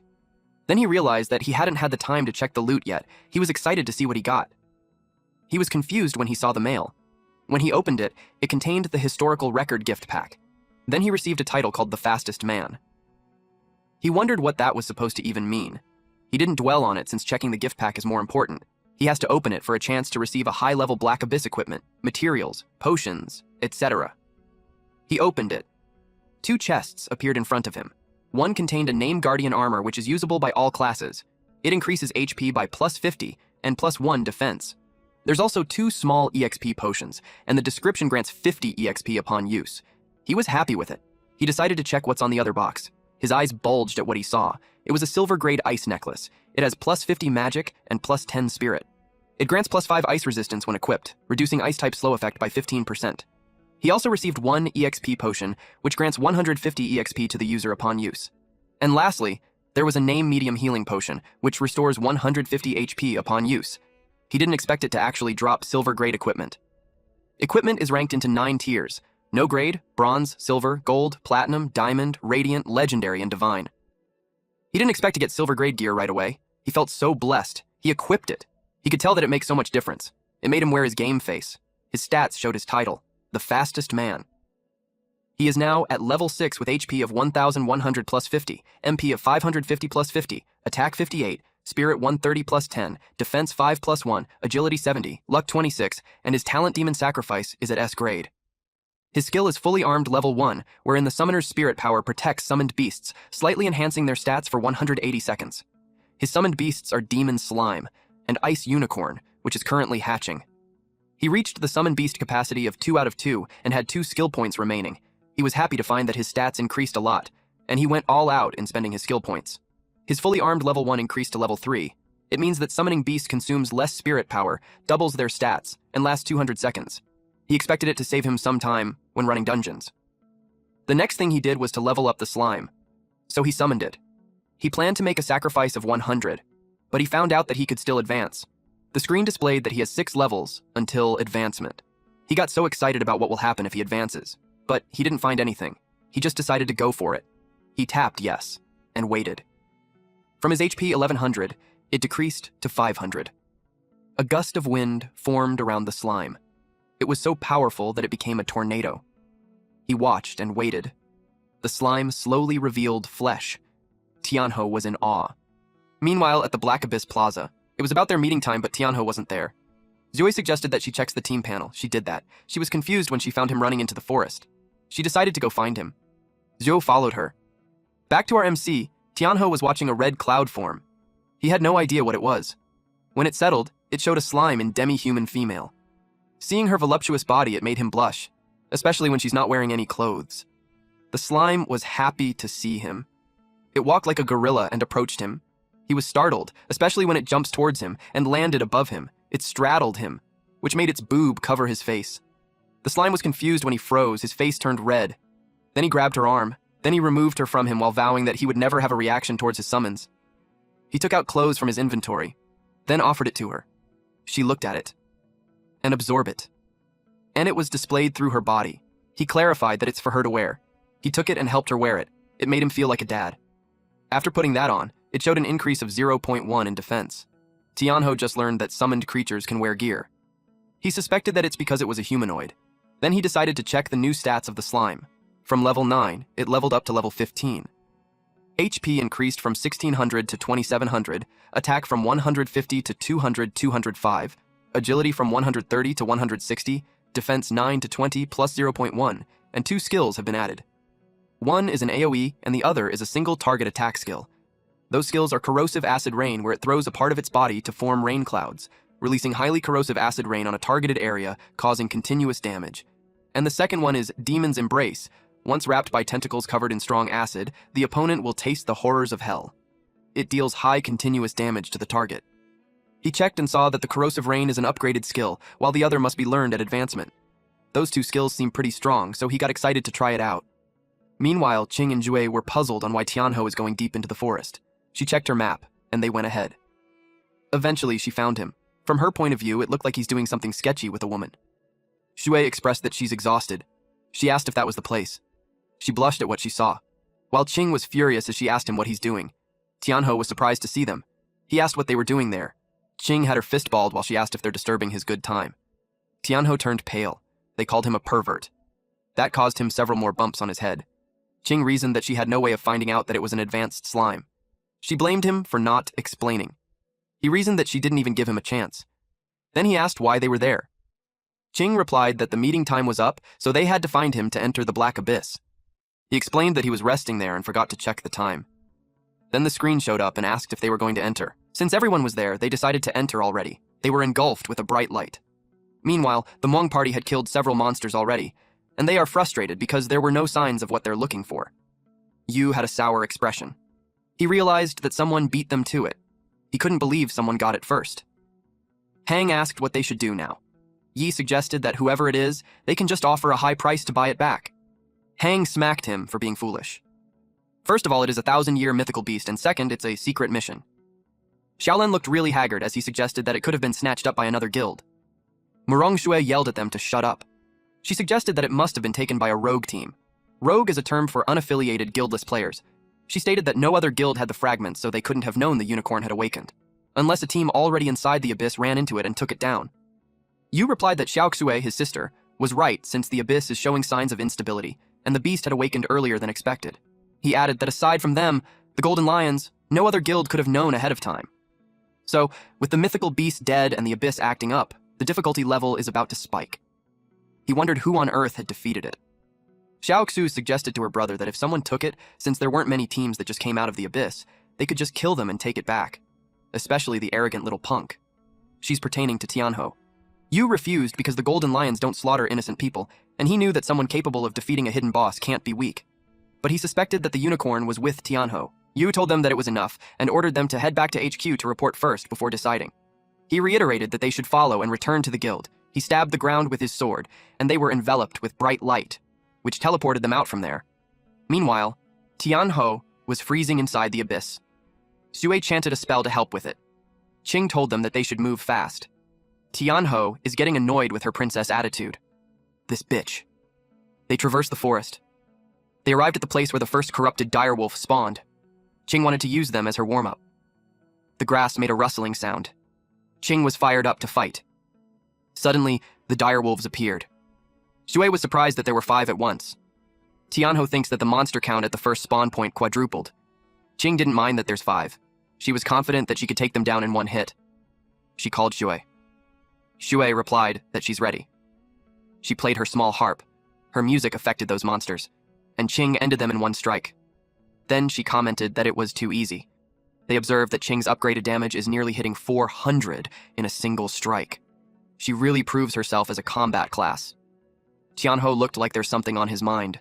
Qing stated that no matter how many monsters there are, she would take it down one by one. Tianho wanted to know why there are more direwolves. He asked if it was just a coincidence, but Qing and Shui didn't bother about it. They called him to hurry up. Tianho knew that his question would be answered on the next spawn. The sky turned dark. Tianho could sense that there's something strange. Qing told Shui to keep buffing and she'd clear the place. Shui asked her to calm down. Tianho was spooked. The ground shook, the snow swelled, and a monster appeared. Tianho realized that these monsters were hiding beneath the snow, and they were in hunting formation. They were now being surrounded. Plus, there's too many of them too. Shui got worried. She asked what they should do. Tianho could tell that the attacks aren't random. He suspected that the monsters had developed intelligence. The monsters started attacking. Qing helped Shui to get up quickly, while Tianho just stood there. He took a deep breath and faced the large monster, while the direwolves attacked him from behind. Even Qing got scared. She thought they're done for. Even when the wolves were ready to eat them, Tianho could still smirk. Then he raised his hand and yelled for the demon slime. Now, the party is about to get started. Meanwhile, at the Abyss Plaza, the skies turned dark. The people there were alarmed, since the ground shook, and when they look at the entrance, there was a movement. Someone begged for help. Several people were thrown out, but their bodies were already dismembered. That surprised everyone. Some even vomited. They asked what the hell happened. A man with his lower half cut off informed them that the abyss was erupting. They were left confused. These men who were in uniform asked what an abyss eruption was. The screen showed that the deceased workers were being transported to the Hall of the Fallen, and when they checked the surroundings, all of them were dead. The portal kept spitting skeletons. The people were frozen in shock. Suddenly, the screens appeared. It showed that the abyss difficulty has changed. It has been a nightmare. It was too dangerous, and a lot of the people knew that they couldn't handle it. They hurriedly decided to notify the mayor. A policeman took out his radio. Meanwhile, inside the abyss, Tianho was surrounded by direwolves. He summoned his slime. The direwolf on his side attacked first, but Tianho remained calm. He trusted his slime to do the work, and it attacked the other monsters too. The slimes have scattered everywhere. Seeing how it crushed the other monsters, the large monster got scared. Corpses lay everywhere. The humanoid slime jumped out and clung onto Tianho.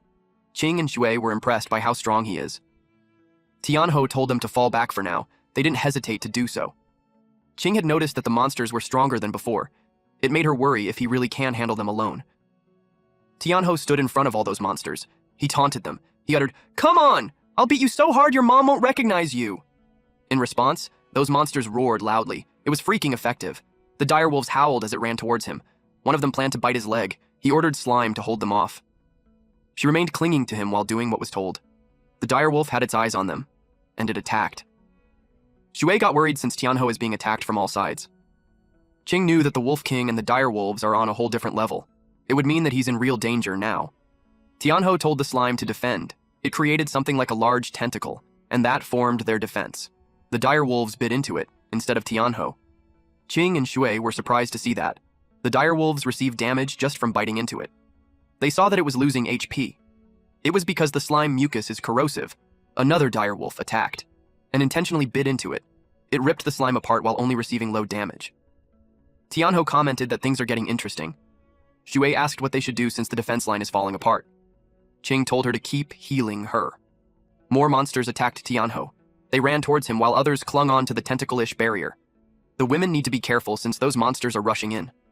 The monsters continued to receive damage just from biting the slime. Tianho noticed that those monsters were working in coordination. He's now confident to say that they had developed intelligence. Two large monsters were about to attack him side by side.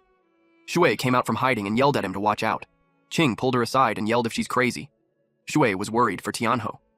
Qing replied that she'll think of something, but she was in a pinch. She had a vial with red liquid, and she felt that she had no choice but to use it. It was a vitality potion that temporarily enhances physical stats for 1 minute. The downside is that she would take double damage after the effect ends. She just went for it. She opened the vial and closed her eyes as she started to drink it. Tianho told the slime to strike now. Shui and Qing were puzzled on what's going on. The monster lost its balance. They were surprised that it got blasted away, and it fell on the snow. Slime and Tianho came out unscathed. Tianho gathered his power. He raised his hand in the air and activated the skill embrace of the demon. It dealt powerful damage to the monster, and the monster's body dissolved. Only the bones remained. The system notified him that the zombie Wolf King had been slain, and experience would be rewarded. Jui celebrated, while Qing couldn't believe that he actually crushed a level 10 zombie Wolf King with his bare hands. The direwolf whimpered in fear. The zombie monster beside it glanced at it and hammered it. Another zombie monster approached, and their bodies fused. It is a fusion skill called Rot Hammer Storm. It steadied its footing and twirled until it created a zombie tornado. Qing couldn't believe that a low-level Black Abyss monster can use fusion skills. After the monsters fused, both their defense and attack power skyrocketed. She was worried that Tianho wouldn't be able to hold out. She yelled at him to watch out. The tornado continued. The slime hugged Tianho's torso and carried him away. He was surprised. The slime was getting sucked into the tornado. When its body touched the tornado, it dispersed and it received damage. Tianho knew that if they got hit, it would be game over. Shui cried and asked what they should do. Qing told him that he doesn't have any permission to die yet. She gripped the vial and drank the liquid. The small pebbles near her were moved when her body got engulfed with fire. She was unrecognizable. She's topless too. Shui couldn't believe her eyes. Qing had transformed into a bear spirit form. She immediately set out and charges directly to the tornado. Xiu froze when she saw the bear. The shock was too much and she passed out. Her body collapsed onto the ground. Qing didn't expect the elixir to let her reach the white bear form. She saw Tianhao getting trapped inside the tornado. She knew she had to help him. She activated her skill, beast form, white bear. She let out a thunderous roar. Tianhao panicked when he saw another monster appear. He immediately ordered Slime to retreat. To his surprise, Slime didn't move. Then Slime bolted forward as fast as it could, but Tianhao was still anxious. He couldn't shake the enemy. When he saw the massive bear silhouette behind him, his heart sank. He was certain he was about to die. He clenched his teeth and braced for the impact. But after a moment passed, he realized he was unharmed. Then someone shouted his name. It was Qing. She had raised a barrier, blocking the hammer attack. She yelled at him not to freeze up and to attack. Tianhao activated Slime's demonic embrace. Slime's tentacles stretched and thickened.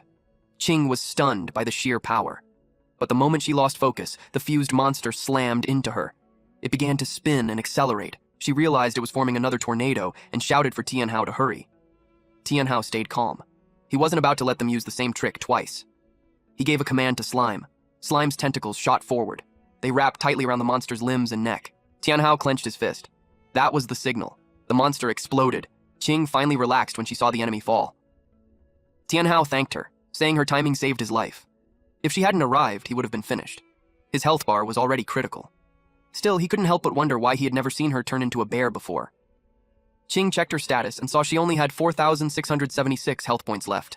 It was dangerously low. She prepared herself for the backlash. Pain ripped through her body, forcing her to her knees. Then she collapsed onto the ground. Tianhao rushed over, shocked and confused. Her body partially reverted to human form. She coughed up blood, and Tianhao saw her health drop to just 10 points. One more hit would have killed her. He quickly pulled out a potion from his bag. He helped her drink it. Slowly, her strength returned. The white fur covering her body faded away, leaving her naked. Tianhao let out a sigh of relief when he saw she was okay. As he looked at her, he suddenly felt something soft. When he realized what it was, his face turned bright red. Ching looked confused when he suddenly called her name. Tianhao's face was completely red, and a nosebleed streamed down. She quickly realized she was naked and immediately called him a pervert. He tried to explain that he was innocent, but she punched him before he could finish. He crashed onto the ground. After putting on her clothes, she walked toward him with an angry glare. She accused him of assault and warned him that if he told anyone about this, she would kill him. Noticing her flushed cheeks, Tianhao realized she was deeply embarrassed. She grabbed his collar and demanded to know if he heard her. He quickly said yes and insisted he didn't see anything. Only then did she let go. Still, she warned him to watch his mouth. Tianhao could tell she wasn't joking about the threat. She then went to check on Shui. Tianhao promised he would take the secret to his grave. They found Shui nearby. She was sleeping peacefully, and even snoring. Tianhao was stunned that she could sleep in such a dangerous situation. He shook her awake. She slowly regained consciousness. The first thing she screamed was, "Don't eat me!" Tianhao asked her if a monster that wanted to eat her would really let her sleep that long. Ching explained that all the monsters were already wiped out, so it was safe. Sui hesitantly asked if that was true. Tianhao confirmed it. Suddenly, Sui hugged him tightly, relieved that they were all alive. Tianhao awkwardly said it was all thanks to Ching arriving just in time. His face turned bright red. Ching quickly pulled Sui away. Sui then suggested they discuss what to do next. Tianhao brought up how the Black Abyss had become much harder. Ching agreed. She also noticed the monster numbers had increased, and their strength was far higher than before. Sui asked what they should do. Tianhao suggested leaving the Black Abyss since the situation wasn't in their favor. They all agreed. None of them wanted to risk their lives recklessly. Tianhao opened the system screen. A warning appeared. Exiting early would cause a level reduction penalty. Even so, he confirmed the exit. It failed. All of them froze in shock. Then they noticed the Black Abyss difficulty had changed. It was now listed as a special difficulty. Nightmare. Zhui trembled, realizing they might be trapped. Ching told her not to panic. Even if the difficulty increased, it was still the beginner Black Abyss, and it wasn't unbeatable. Tianhao agreed. The level cap hadn't changed, only the difficulty. Shui argued that even normal monsters were already incredibly tough, let alone the bosses. Tianhao suggested they level up to level 10 as quickly as possible first. He didn't say it out loud, but a bad feeling lingered in his chest. Ching told Shui to follow her. Shui looked confused and asked why they weren't staying together. Tianhao explained that splitting up meant they wouldn't share experience, allowing them to level faster. Since he didn't fight directly, staying with him wouldn't help much. She understood. She went with Ching and told Tianhao they would regroup once everyone reached level 10. Tianhao was left alone. An hour later, he had defeated several wolves alongside Slime. He finally reached level 10. But by then, exhaustion weighed heavily on his body. Although the three of them were capped at level 10, the Black Abyss had no limit on summoned creatures. However, Tianhao knew his summons required sacrifices to level up, which made growth far more difficult. The demonic slime was at beginner rank, level 15. It had 2,700 health points, 205 attack, 160 agility, and 20.1 defense. Its skills included corrosive slime, slime spit, demonic dance, split, acid rain, and demonic embrace. Even with that, Tianhao felt his progress was still too slow. He wondered if it was because of his class. He held the title Giant Among Men and his class was Summoner. At level 10, He had 2,000 plus 50 health points, 750 plus 50 magic points, 80 attack, 170 plus 10 intelligence, 9 plus 1 defense, 140 agility, and 34 luck. His talent was Demon Sacrifice, ranked S tier. His skill was Full Armament, level 3, which reduced intelligence consumption when protecting summons and doubled a summon's stats for 200 seconds. He currently had 2 summoned beasts, Demonic Slime and an Ice Unicorn, that was set to hatch in 69 hours and 34 minutes. He wished the unicorn would hatch sooner. One more summon meant less pressure on him. He checked a book to see if there was a way to speed it up, and he actually found one. While he was reading, wolves suddenly surrounded him. He sensed that a boss was approaching. Snow and debris were thrown into the air as it moved closer. Tianhao grew worried. It felt like the wandering corpse commander had awakened. Then, he heard someone screaming for help. Zhui and Qing were being chased by it. Zhui slipped. Qing turned back to save her. She activated the skill Spirit Cat, Shadow Step. But they were blasted away when the monster attacked. At that moment, Zhui had completely run out of mana. Another attack was coming. Qing stepped in front of her. Suddenly, a strange sensation ran through her body. She couldn't move. The attack landed, dealing minus 2,230 damage. Tianhao immediately ordered his slime to act. The slime formed a net and caught both of them. They barely managed to fall into it safely. Tianhao rushed over and asked if they were okay. Qing groaned in pain. She couldn't feel her arm. Suddenly, a tornado formed nearby. Tianhao looked up. From within the spinning wind, a massive foot and 2 pairs of glowing eyes appeared. When the wind dispersed, a gigantic figure was revealed. This wandering corpse commander was far stronger than before, and it looked completely different. This one almost looked human. This creature was the Winter Valley Abyss boss, Wandering Corpse Commander. It was level 10, with 30,000 health points, 180 attack, 150 agility, and 20 defense. Its skills included Corruption Hammer, where basic attacks applied a corruption effect that caused the target to take 20% more damage from the boss for 10 seconds. It also had Corpse Summon, calling in 2 wandering corpses and 4 wandering wolves every 100 seconds. Another skill was Ice Armor, which formed protective ice armor and increased its defense by 20. This boss was a corpse reanimated by dark power, lurking in the mountain valley and hunting travelers. The glowing crystal core embedded in its chest was its weak point. Qing knew they couldn't beat it head-on and told Tianhao to run. The boss stomped the ground. Their escape route vanished. The system confirmed they had entered battle. Even though it was nightmare difficulty, it was still a beginner boss. Tianhao steadied himself. As long as he could destroy the crystal in its chest, there was still a chance. The boss summoned its reinforcements and ordered them to attack. Tianhao responded instantly and commanded the slime to use demonic dance. The lesser monsters dissolved one by one.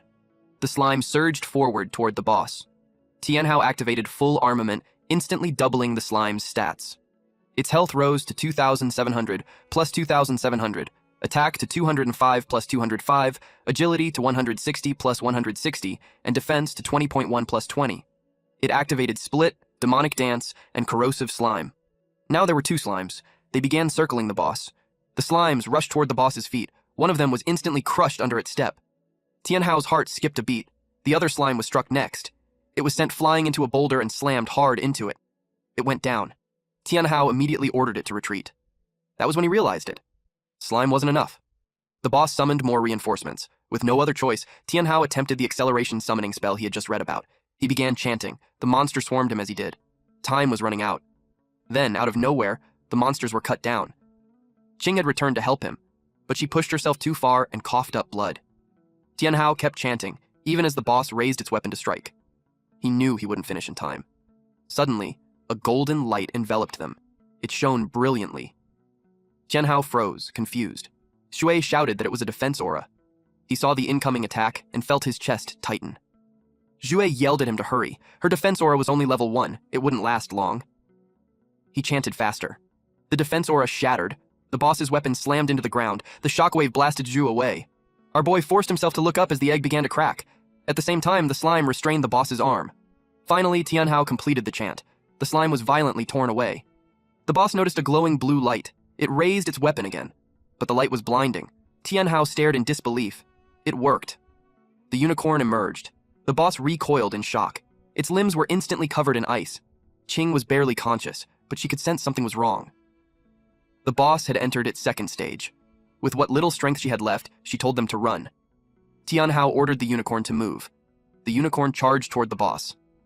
Wind spiraled violently around its horn. The unicorn leaped toward the boss. By then, the crystal core in its chest had been encased in ice. The unicorn shattered the ice and struck the core directly. The boss's body was instantly obliterated. Ching stared in disbelief. Despite having 30,000 health points, the boss was defeated in a single hit. Tianhao was stunned as well. He asked the unicorn how it felt. The unicorn looked back at him calmly. This special frost unicorn was level 1, with 500 health points, 20 attack, 15 agility, and 10 defense. Its skills were Charm, Pierce, and the ultimate skill, Rainbow Horn. Tianhao gently patted it and praised it. The slime climbed onto his back, clearly wanting attention too. He praised the slime as well. Without it, they would have been completely wiped out. Tianhao then asked the two girls if they were all right. Ching admitted she didn't expect to be saved by him again. She asked if that unicorn was his new summoned beast. She said it was terrifying that a level 1 summon could defeat the Wandering Corpse commander. Even Tianhao hadn't expected that much damage. Ching explained that the Wandering Corpse commander was a dark attribute monster, while the unicorn was a dual attribute summon of light and frost. That attribute advantage was likely why the damage was so overwhelming. Tianhao finally understood. The system announced their success in killing the Wandering Corpse commander. They watched as the reward calculation began. Since the difficulty was Nightmare, all rewards were doubled. It was the first clear, with a completion time of 3 hours and 27 minutes. They received the first clear bonus, the time bonus, and an additional attack bonus for the one-hit kill. The evaluation finished, and they waited for the equipment to drop. Suddenly, Tianhao was transported to a dark space. An ominous floating box appeared in front of him. The item was called Purgatory Spirit Cube, a legendary summoner exclusive equipment. It reduced attack by 30, defense by 50, and agility by 60, but increased mana by 200. Tianhao was confused. He couldn't understand why a legendary item would lower stats. Then he read further. The cube had 3 active effects. First, after defeating an enemy, their soul could be sealed and stored inside the cube. Second, by consuming 5 souls, the soul of the deceased could be attached to a summoned creature. Third, it unlocked at level 10. It also had a passive effect that unlocked at level 4. The description stated it was a spirit from the land of darkness, a guardian of forbidden sins. Tianhao didn't fully understand how the abilities worked. A light above him caught his attention. The Purgatory Spirit Cube shot a beam of light toward it. He saw that the cube now contained 1 soul, the Nightmare Rank Leader's soul. The soul of the Wandering Corpse commander had been sealed inside. The cube automatically collected souls after battle. Suddenly, a white wolf leaped onto him. Tianhao panicked. Then the wolf transformed back into Ching. She laughed, saying she just wanted to scare him. He thought it was another monster and asked how she turned into a wolf when she was supposed to be a spirit cat. Ching explained that she obtained special equipment. It was called Immortal Bird Feather, an epic druid exclusive item. It doubled attack and agility. Tianhao checked its effects and thought it was better than his own equipment. The feather also had a passive effect that doubled the duration of all druid transformations. Its first active effect allowed her to transform into a deadly frost wolf known for speed. The second allowed her to transform into a brown bear, known for strength.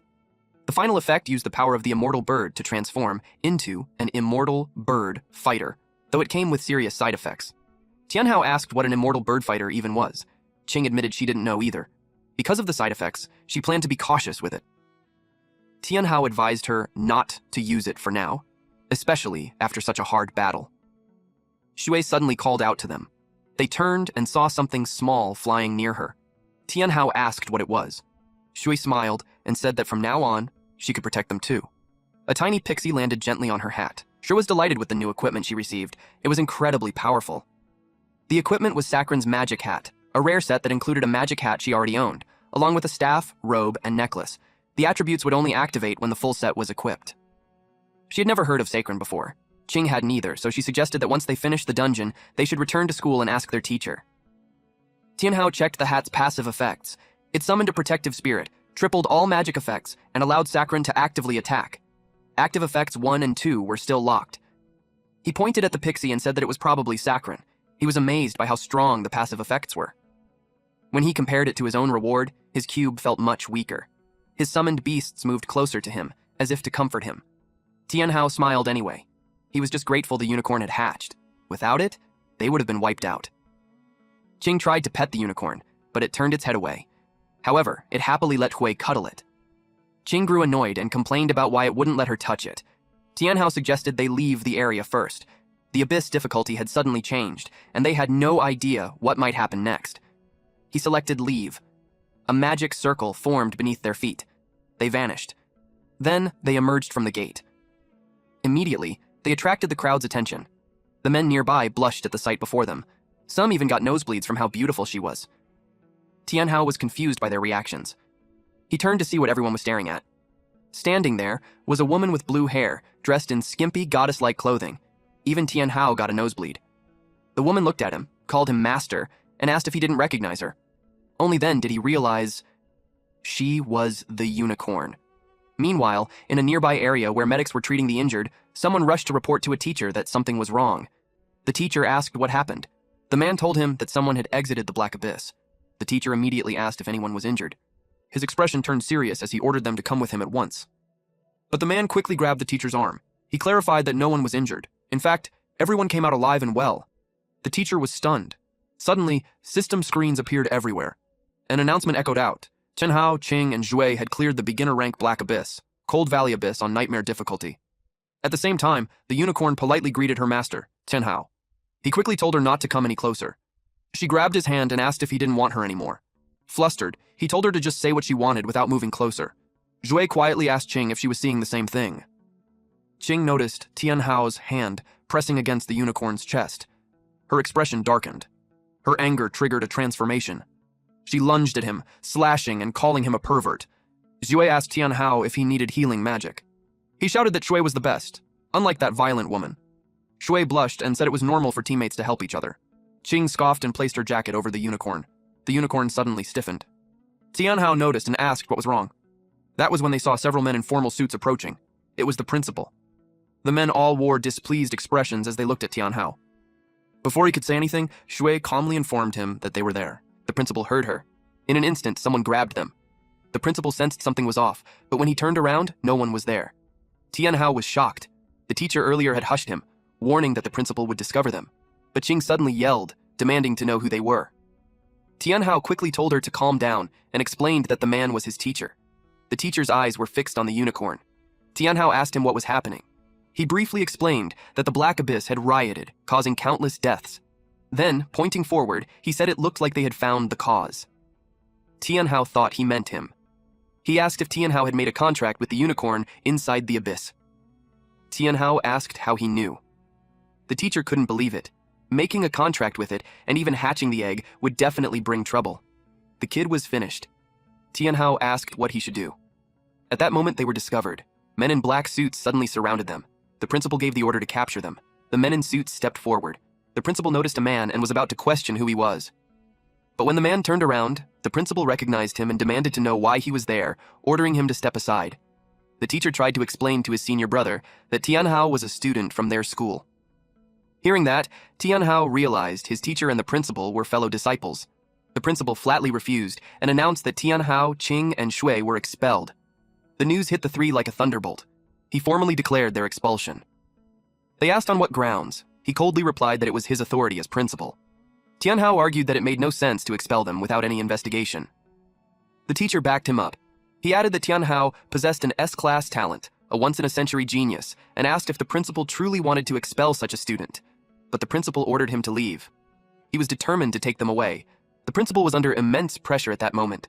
Suddenly, even more people appeared surrounding them. Then a voice told everyone to wait. The sound alone startled the principal. He turned toward the source. Tianhao, Qing, and Shui followed his gaze. The speaker stepped forward. It was a girl in a black dress holding a black umbrella. A maid and a guard stood beside her. She already knew he was the one who cleared the Black Abyss on Nightmare difficulty. Tianhao asked who the little girl was. Being called a little girl offended her. She introduced herself as Anjing Yao, princess of the DuPont royalty. Tianhao had no idea what the DuPont royalty even was. The principal treated her with utmost respect and said the suspect was already under control and would be taken away for interrogation. But she told him to release them. The maid stepped forward and revealed a teleportation scroll. They planned to take them back to the Black Abyss.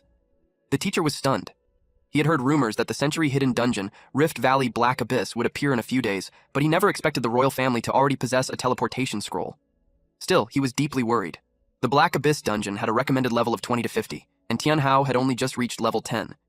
If he entered now, he would be the first to die. Jing Yao suddenly called Tianhao a peasant. She then ordered him to join the DuPont royal family's Rift Valley Black Abyss exploration team. Tianhao replied that he wasn't interested. That response angered her. The principal insisted that he had to take Tianhao back since he was still their student. That only annoyed Jing Yao even more. She hated being interrupted while speaking. The maid calmly reminded the principal that he had already expelled them. He argued back that the expulsion hadn't been processed yet, so they were still officially his students. The maid stepped forward and pressured him, asking if he was defying the royal family's orders. The principal fell silent. Jue quietly asked Tianhao what they should do. Jing Yao reminded Tianhao that many eyes were now on him after he cleared the black abyss on nightmare difficulty. Tianhao glanced around. He saw guards surrounding them. Their presence also intimidated Shui and Qing. Qing suddenly said she would join. Tianhao was shocked. She explained that if they stayed, they would be captured anyway, so it was better to take the risk. Jing Yao asked Tianhao for his final decision. The teacher urgently told him not to go. Entering the black abyss now would be suicide. Tianhao thought it over. Then he decided to join. Seeing that, Shui was influenced and chose to go as well. Jing Yao was clearly pleased. The maid ordered Principal Feng to release them. He had no choice but to comply. The teacher told Feng to stop this. Feng replied that he had already tried earlier. Now the students were on their own. The teacher could only feel regret. One of the guards stepped forward and introduced himself as Zuo Sheng, captain of the Dupont royal family's Royal Swordsman Guard. The chief butler was Lucy. She had a cold expression, but her strength was obvious. With the team formed, Jing Yao told them to follow her. A tornado suddenly formed in front of them. In the next moment, they were teleported into a long hallway where Jing Yao was immediately greeted by maids. A massive door slowly opened. They couldn't help but feel amazed by the extravagant room inside. Shui whispered to Qing that something felt off. Qing asked her what she meant. Before they could react, they froze. Swords and guns were suddenly aimed at them. Jing Yao laughed and said new students were incredibly easy to scam. She then ordered Lucy to act, but everyone was caught off guard when slime suddenly wrapped around them. Lucy panicked as she saw the slime's devilish grin. Tianhao stared at Jing Yao and asked what she was planning to do. Jing Yao paused. She realized that he had already noticed. He snapped his fingers. The slime immediately released Lucy and Sheng. Tianhao had already noticed something on the way here. Even though Sheng looked relaxed, his thumb never left the sword hilt. Lucy, on the other hand, was always ready to draw her gun. As expected from a rookie team that cleared the black abyss on nightmare difficulty, his observation was sharp. Jing Yao asked why he released them, when his summons clearly had the advantage. Tianhao replied that they were in her territory. If a fight broke out, both sides would suffer heavy injuries.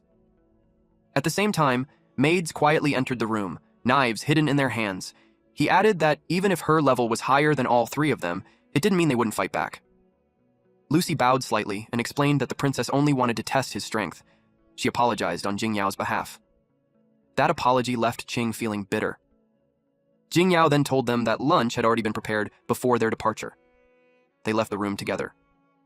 Qing whispered that the royals didn't seem kind at all and suggested they could fight them together if needed. Tianhao replied that even if he acted first, he could guarantee that the women would be the first to die. He told them to stay calm and see what the royal family was planning. As they walked down the hallway, they noticed murals painted along the walls. Sheng explained that they depicted the history of the Dupont royalty. The Dupont royal family had existed for thousands of years, and their founding ancestor was a summoner. When abnormalities erupted in the dark abyss long ago, the Dupont royalty allowed 3 royal families to attempt sealing it. They failed in the final battle. During that battle, Jing Yao's great-grandfather had his soul shattered. From that moment on, summoners lost their connection to spirit stones. Because of that, future summoners were branded as useless, and now Tianhao was the only S-class summoner to appear in 1,000 years. They entered the dining hall. It became clear that Tianhao was the true target of all this.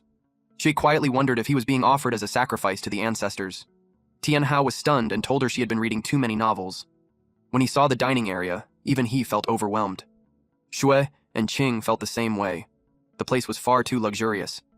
Once they were seated, Tianhao directly asked how he could help them. Jing Yao explained that the hidden dungeon contained clues about the final battle, and she believed Tianhao was the key to uncovering them. Lucy assured him that despite the dungeon's high level, they would protect him. Any rewards obtained would also be given to him. Sheng added that the 3 of them weren't weak. With crystal-grade equipment, clearing the dungeon was possible. That made Tianhao suspicious. He asked how they knew about their crystal-grade gear. Jing Yao pointed at his hat and revealed that it was a relic of the Typhoon Royalty Sage and the strongest magic hat in Sakran's Omen set. Shui immediately hugged the hat and asked if that was really true. Jing Yao replied that she would explain everything during the journey. Since everyone had finished eating, she suggested they leave. Everything moved incredibly fast. The dining table floated into the air. A magic circle was revealed beneath it. Jing Yao gave Lucy the order. Lucy stepped into the center of the magic circle. Sheng warned them that it was starting. Lucy channeled her power, causing the magic circle to glow. Her muscles bulged as the energy surged. Then she unwrapped the scroll. A violent wind erupted. Light exploded outward. It swallowed the entire area. They entered the portal. Lucy informed the princess that they would be waiting on the other side. Jing Yao asked Tianhao if he was ready. They stayed wary of her. She could tell they didn't trust the Dupont royals yet. Still, she knew Tianhao understood how dangerous the situation was. She only hoped he could see the bigger picture. Then she stepped into the portal. Shui quietly asked Qing what they should do. Qing stayed silent. Tianhao told them they were going in. That surprised both of them. He explained that those people were strong, so letting them do the heavy lifting was a smart move. Then he promised that as long as he was alive, neither of them would get hurt. The words made both women blush. After that, they entered the portal. At the same time, inside the Holy Golden Lion Union. Hang the Magician reported bad news to his superior. He had just received confirmation that not only had the hidden dungeon, Black Abyss, been cleared, but the level 80 Nightmare boss had also been killed. Murong Shui and the others couldn't believe it. Yi exploded in rage. Not only had they lost the dungeon rewards, but even the Nightmare boss rewards were gone. He wanted to take everything back. Just shouted for them to stop. They were already outside the dungeon, and their behavior deeply disappointed him. Murong Shui argued that Tianhao was the reason their mission failed. She asked if they were really just going to let him go. She looked uneasy. Yu remained silent. Suddenly, worried loud laughter echoed through the room. A man walked in, saying he was pleased to see their loyalty. He looked like a magician. Yu immediately acknowledged him as the union's president. The president said he would give them a chance to redeem themselves. He handed over a teleportation scroll leading to the hidden dungeon, Rift Valley Black Abyss. He explained that countless rewards awaited inside. Any adventurer who entered and survived would see a massive increase in strength. The members were terrified. The Rift Valley Black Abyss was a level 10 to 50 dungeon. The gap was enormous, and Murong Shui knew they had no chance. On top of that, the president revealed information from a reliable source. Several major unions and the 4 great royal families would also enter the dungeon to fight over the treasures. Naturally, the Holy Golden Lion Union couldn't afford to stay out. He admitted that at their current strength, they were unfit to challenge the Rift Valley Black Abyss. However, he had an idea. He released his power. A violent whirlwind formed. The members were pulled into it. They staggered as their expressions twisted. Yu raised his hand. With that motion, the wall shattered. Meanwhile, at the portal, Tianhao and the 2 women crossed through. They looked around. Before them stood 2 gigantic statues facing each other, with a massive rift splitting the space between them. The land around was barren and desolate. Jingyao praised Tianhao for being wise. It made her think that the legends were true. Tianhao asked what she meant. She took out a card, then handed it to him. It was a summon card, legendary grade. It can summon 3 shadow soldiers and they will fight until death. He froze. He couldn't believe she had just given him something so precious. She said it didn't matter. None of them could use it anyway. She would rather have him use it and increase their overall strength. Tianhao examined the card, hesitated for a moment, then decided to activate it. Light burst from the card and wrapped around his body. When it faded, 3 women appeared, each wearing an eye mask. One had red hair, one purple, and one blue. Tianhao instantly turned red. They had striking figures, and their outfits revealed far too much skin. The sight alone was enough to make his nose bleed. Qing snapped him out of it when she noticed the blood. Tianhao hurriedly wiped his nose and muttered that the legendary card was huge. He quickly corrected himself and said it was powerful. The 3 women stepped closer. They called him master and leaned in far too close. Tianhao panicked and told them to stop because he couldn't handle it. Suddenly, Sheng sensed danger. He unleashed a dragon-soaring horizontal slash. Shui and Qing were startled. Lucy immediately rushed to Jingyao's side to guard her. Jingyao commented that Tianhao was still a rookie, since he hadn't noticed the threat at all. Tianhao turned his head. An explosion erupted in the distance. Sheng reported that it was a mad demon hedgehog, a level 30 monster. Shu turned pale. Sheng warned them that this was only the beginning. Several hedgehogs charged toward them. Lucy noticed one getting dangerously close. She kicked its head upward. As it flew into the air, its underbelly opened, revealing rows of sharp teeth. Lucy fired her gun, and it exploded mid-air. On the other side, Sheng faced another hedgehog. He slashed it cleanly with his sword. The remaining hedgehog burrowed into the ground. Tianhao prepared to use his slime. But before he could act, one of the summoned women leaped forward. She swung her hammer down and smashed the hedgehog head-on. Tianhao was stunned. At the same time, 2 hedgehogs charged straight at Jingyao. She lifted her hands, which glowed brightly. A barrier formed in front of her. Seeing that, Tianhao asked if she was a defense-type class. She clenched her fists. The barrier instantly exploded outward. Then she jumped down from where she had been sitting. She told him she was a high-grade psychic. That made Tianhao pause and wonder if she could hear his thoughts. The noise around them snapped his focus back. Shui had collapsed, and Qing was desperately trying to wake her up while Sheng checked on them. Lucy guessed that Tianhao had many questions, but she told him to focus on the most important thing right now, eliminating the monster ahead. He turned to look. His face went pale as he asked what that thing was. It looked like a massive boar. It let out a thunderous roar. This was the elite Boar King, level 30, with 5,000 health points, 100 attack, 220 agility, and 50 defense. Zhu and Qing grew even more frightened when they heard its level. To defeat a monster like this, an adventurer usually needed to be at least 5 levels higher. Both of them already wanted to retreat. The Boar King locked its eyes onto the group. Sheng took a combat stance. He struck its tusk with his blade. At the same time, Lucy fired from behind, but her bullets barely had any effect. Jing Yao followed up by manipulating fire, triggering a powerful explosion. They waited for the smoke to clear. When it did, the Boar King stood there, angrier than before, nearly unharmed. Qing realized that at this pace, it would take them at least 2 hours just to bring it down. Tianhao noticed Sheng's hand trembling. That made him wonder if the monster was really so strong that even the royal family struggled against it. Sheng looked drained as he admitted that he couldn't cut through its hide. Jingyao explained that normal attacks didn't work on it. That was exactly why they had brought Tianhao here. She added that to kill a defensive monster like this, its defense had to be broken first. Sheng and Lucy re-engaged the Boar King. As Tianhao watched, something clicked. The Shadow Army could seep through any opening.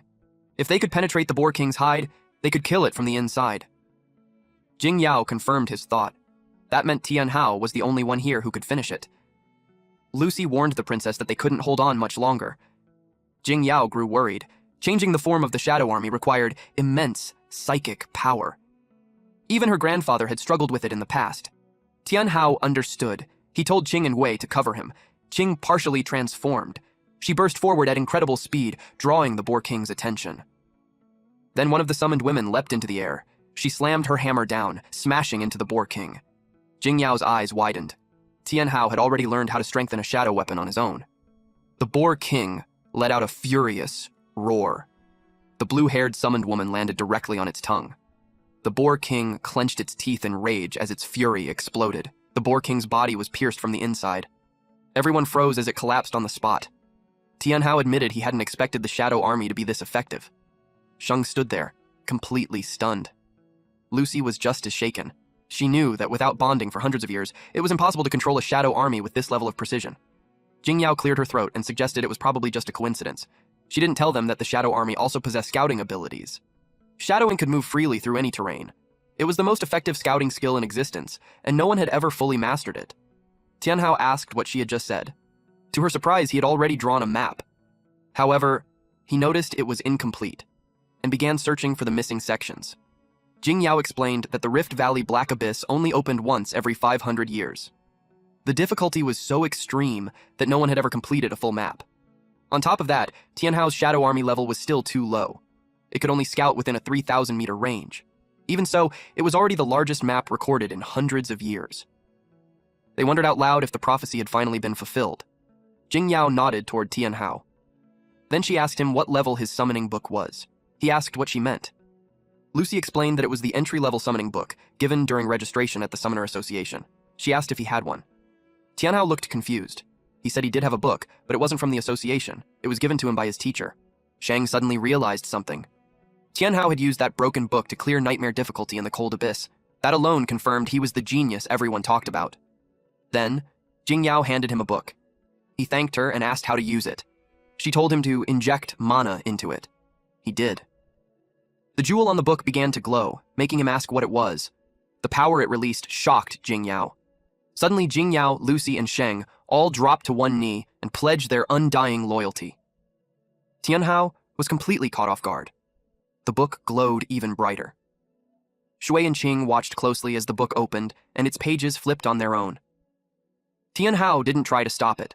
The light intensified, and images of monsters appeared. He realized the book was recording information on all summons. Another page flipped. It displayed detailed data about the slime.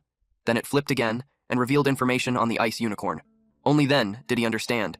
It could record every detail of his summoned beasts. Qing became wary. Tianhao realized it was like carrying a living encyclopedia. Jingyao asked if something was wrong. He replied that he was fine. He told them to stand up and asked them to explain more about the book. Jingyao said they didn't fully understand it either. They only knew it had been left behind by an ancient sage. After the final battle, all knowledge related to summoners was lost. Over time, summoners gradually disappeared. The book circulated for 500 years before being discovered by her grandfather, who treated it as a priceless treasure his entire life. Her grandfather devoted his life to researching it. In the end, he only managed to make the jewel glow faintly. Lucy shared that the former king had only understood a small portion of the book, yet he still became one of the strongest masters on the mainland.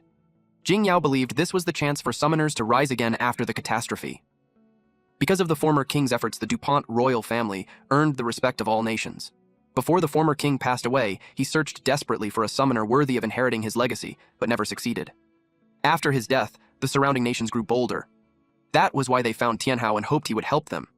As long as he, the Lord Summoner, agreed to support them, and Jingyao, as the princess of the DuPont royal family, would dedicate the entire royal family to serving him. Tianhao was displeased. They had been testing him all this time, and only now, when they needed help, did they bow their heads. She admitted it and asked him to punish her for her actions. Lucy hurriedly begged for forgiveness. She explained that they had searched for a successor for years, but everyone they found was either untalented or a fraud.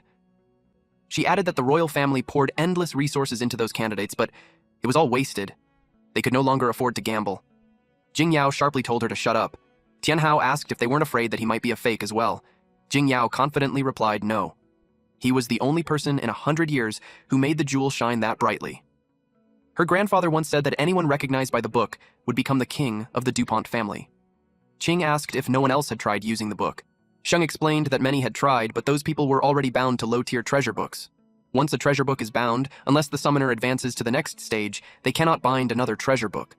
They had also tried forcing a bind, but it always ended in disaster. Tianhao hadn't registered at the Summoner Association, which was why he could bind to it directly. He corrected her and said he had earned it. Jingyao explained that if a summoner was not recognized by the treasure book, they would die. Tianhao was startled. He realized that failure would have meant death. They could only beg for forgiveness again. He told them to stop kneeling for no reason and ordered them to stand. He said he had no intention of punishing them. They obeyed. Jingyao then asked what was written inside the treasure book. Tianhao remembered that he now had a very thoughtful subordinate. He glared at her, releasing pressure. He told her to read his mind since she claimed to have that ability. It was a test to see how far she would dare to go. Jingyao was terrified. She said that even if she had the courage, she would never do such a thing.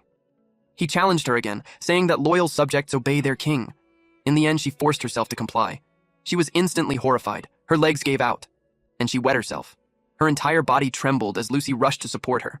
What she saw was Tianhao standing at the center of a terrifying aura, with several red demonic figures clinging to his arms, legs, and back. The scene was horrifying. Lucy helped her up and asked what she had seen. She stared at Tianhao. He calmly asked her to explain. She said she saw a red devil descending upon the mortal realm, one that would ignite a massive revolution. Tianhao reminded her to read his mind, not exaggerate. She bowed deeply and said she had seen a red demon standing behind him. He pointed at his shoulder and asked if she was calling it a demon when it only knew how to act cute. She said her grandfather once warned that if the red devil appeared, the world would drown in blood and carnage. She began to believe the DuPont royal family existed solely to serve him. Tianhao started to think she was insane. None of it made any sense. He remembered to collect the monster's soul. Taking out his cube, he separated the soul from the corpse. Jingyao turned pale. Tianhao now possessed 2 elite monster souls. He wondered what would happen if he implanted a soul into one of his summons. Tianhao noticed that she suddenly fell silent. He was caught off guard when she stepped forward and hugged him. Her chest brushed against him. He blushed instantly, his nose bleeding as she promised that from this moment on, she would face any danger for his sake. Qing snapped in anger and yelled at her to let go of him, shouting that he wasn't someone she had the right to hug. Jingyao fired back, calling her a commoner and telling her to shut up. She boldly claimed that Tianhao belonged to her. That only made Qing even angrier. Tianhao shoved Jingyao away and yelled for them to stop arguing. He reminded them that they were still inside the rift. Jingyao happily replied that she understood. He wiped away the nosebleed and asked Jingyao why she had brought him into the rift dungeon in the first place. She was about to answer. Suddenly, Sheng and Lucy sensed danger. They shouted a warning as an arrow flew toward them. A purple beam shot out from Tianhao's Purgatory Spirit Cube. It exploded on impact. The Purgatory Spirit Cube continued to release eerie mist. Tianhao demanded to know who was there. A voice replied, sounding pleased that it had finally found him. He waited for the attacker to reveal themselves. Everyone was shocked when Song Xiaolan from the Golden Saint Lion Guild stepped forward. They asked how she managed to get here. She smiled and said he had made it difficult for them to track him down, but word spread quickly after he defeated the hidden boss of the Cold Valley Abyss. She loosed another arrow and mocked him, saying he wouldn't be lucky this time. The arrow shot into the sky. Above them, it exploded into a skull-shaped firework. She declared that the Rift Gem now belonged to them. Tianhao asked Jingyao what a Rift Gem was. Jingyao glared at Xiaolan with hostility. She told Tianhao she would explain later, and warned him that Xiaolan was extremely strong. Lucy pulled out her machine guns. She intended to end the fight immediately. She opened fire, unleashing a storm of bullets from both hands. Tianhao was shocked by her firepower. Xiaolan simply smiled. She stood still as every bullet bounced harmlessly off her body. Tianhao's face went pale. He hadn't expected the guns to be completely useless. An electric shield formed around Xiaolan. Lucy froze in disbelief. Xiaolan laughed at their expressions. She revealed that she wore a platinum-grade obsidian bracelet, immune to all physical attacks below level 50. No matter how strong the weapon, it was worthless against it. Tianhao began to doubt whether this was really the Song Xiaolan he knew from the Golden Saint Lion Guild. She felt like a completely different person. She raised her hand and activated her skill, Dark Rainstorm. The single arrow she fired multiplied. It rained down on them. Lucy wasn't afraid. Her guns were forged from refined steel and were incredibly durable, so she looked down on the incoming arrows. But to her shock, the arrows pierced straight through her barrier. Several of them struck her body. Sheng rushed to her side and slashed away the remaining arrows. Jingyao grew anxious. Jue hurried over to heal her. Lucy told them something was wrong with the arrows. Fortunately, she was a cleric with a strong constitution. Otherwise, she would have died on the spot. Tianhao couldn't understand how Xiaolan's strength had increased so drastically. She was now overpowering Lucy, who was already level 30. Xiaolan sneered and told them to stop struggling. She demanded that Tianhao hand it over. If he complied, she might consider sparing their lives. Sheng was enraged by her arrogance and decided to finish her in a single move. He activated the skill, Break, Cross, Slash. Xiaolan responded instantly with her own skill, Void, Piercing, Arrow. She released her bow. The arrows collided head-on with Sheng's slashes. The aura surrounding the arrows shattered his attack. Another arrow followed flying straight toward him. He blocked it with his sword. The impact was overwhelming. His hands trembled violently, and his body sagged from the strain. Xiaolan scoffed and said that level 30 was nothing special. Tianhao noticed that her profession was completely different from before. He asked Jingyao under what circumstances someone could change professions a second time. She answered that a second job was impossible. Then, she froze. She realized Xiaolan must have made a deal with the Lord of the Abyss. Qing had heard of such a method. By forming a contract with the Lord of the Abyss, one could change professions again, but the price was their soul. Xiaolan laughed and said there was no point in knowing any of that. She would send them all to their deaths anyway. She activated Void-Piercing Arrow once more. She charged forward, unleashing a wave of arrows. Purple energy ripped through the ground as the arrows spread in every direction. The Shadow Army was struck. Jingyao was furious. Xiaolan sensed that Jingyao was someone she couldn't ignore. That realization forced her to use a certain move. It was a technique that placed an extreme burden on the body. It could only be used 3 times. But she was confident that once was enough to kill them all. It was a frenzied bow strike. Lucy stood calmly as the arrows rushed toward her. She formed small swirling currents of energy around her body, blocking every attack. Xiaolan was stunned. In the next moment, Lucy sent the arrows flying back at her. Xiaolan knew she was in trouble. She dropped into a crouch and endured the counterattack as best she could. Cracks began to spread across her barrier. When the attack finally ended, she breathed a sigh of relief. She was still alive. Lucy glared at her and said she wasn't worthy yet. Xiaolan found her annoying and shifted her target to Tianhao instead. She crushed a piece of paper in her hand. In the next instant, she appeared right behind him. Lucy panicked. She was about to stab him. Suddenly, the cube in his hand began to vibrate. A mysterious female warrior wielding a massive weapon emerged. Xiaolan's face turned pale the moment she saw it. She was smashed by a gigantic warhammer. After that, she was reduced to nothing but a pile of soil. Zhu and Lucy were stunned. Once Zhu regained her senses, she immediately started healing him. Qing jumped into his arms, relieved that he was unharmed. That only caused another nosebleed. His face turned red when her chest pressed against him. Jing Yao commented that, as expected of the chosen summoner, even with a low level, Tianhao could defeat such a powerful opponent. He pointed out that the heir of the DuPont royal family couldn't even block a single attack.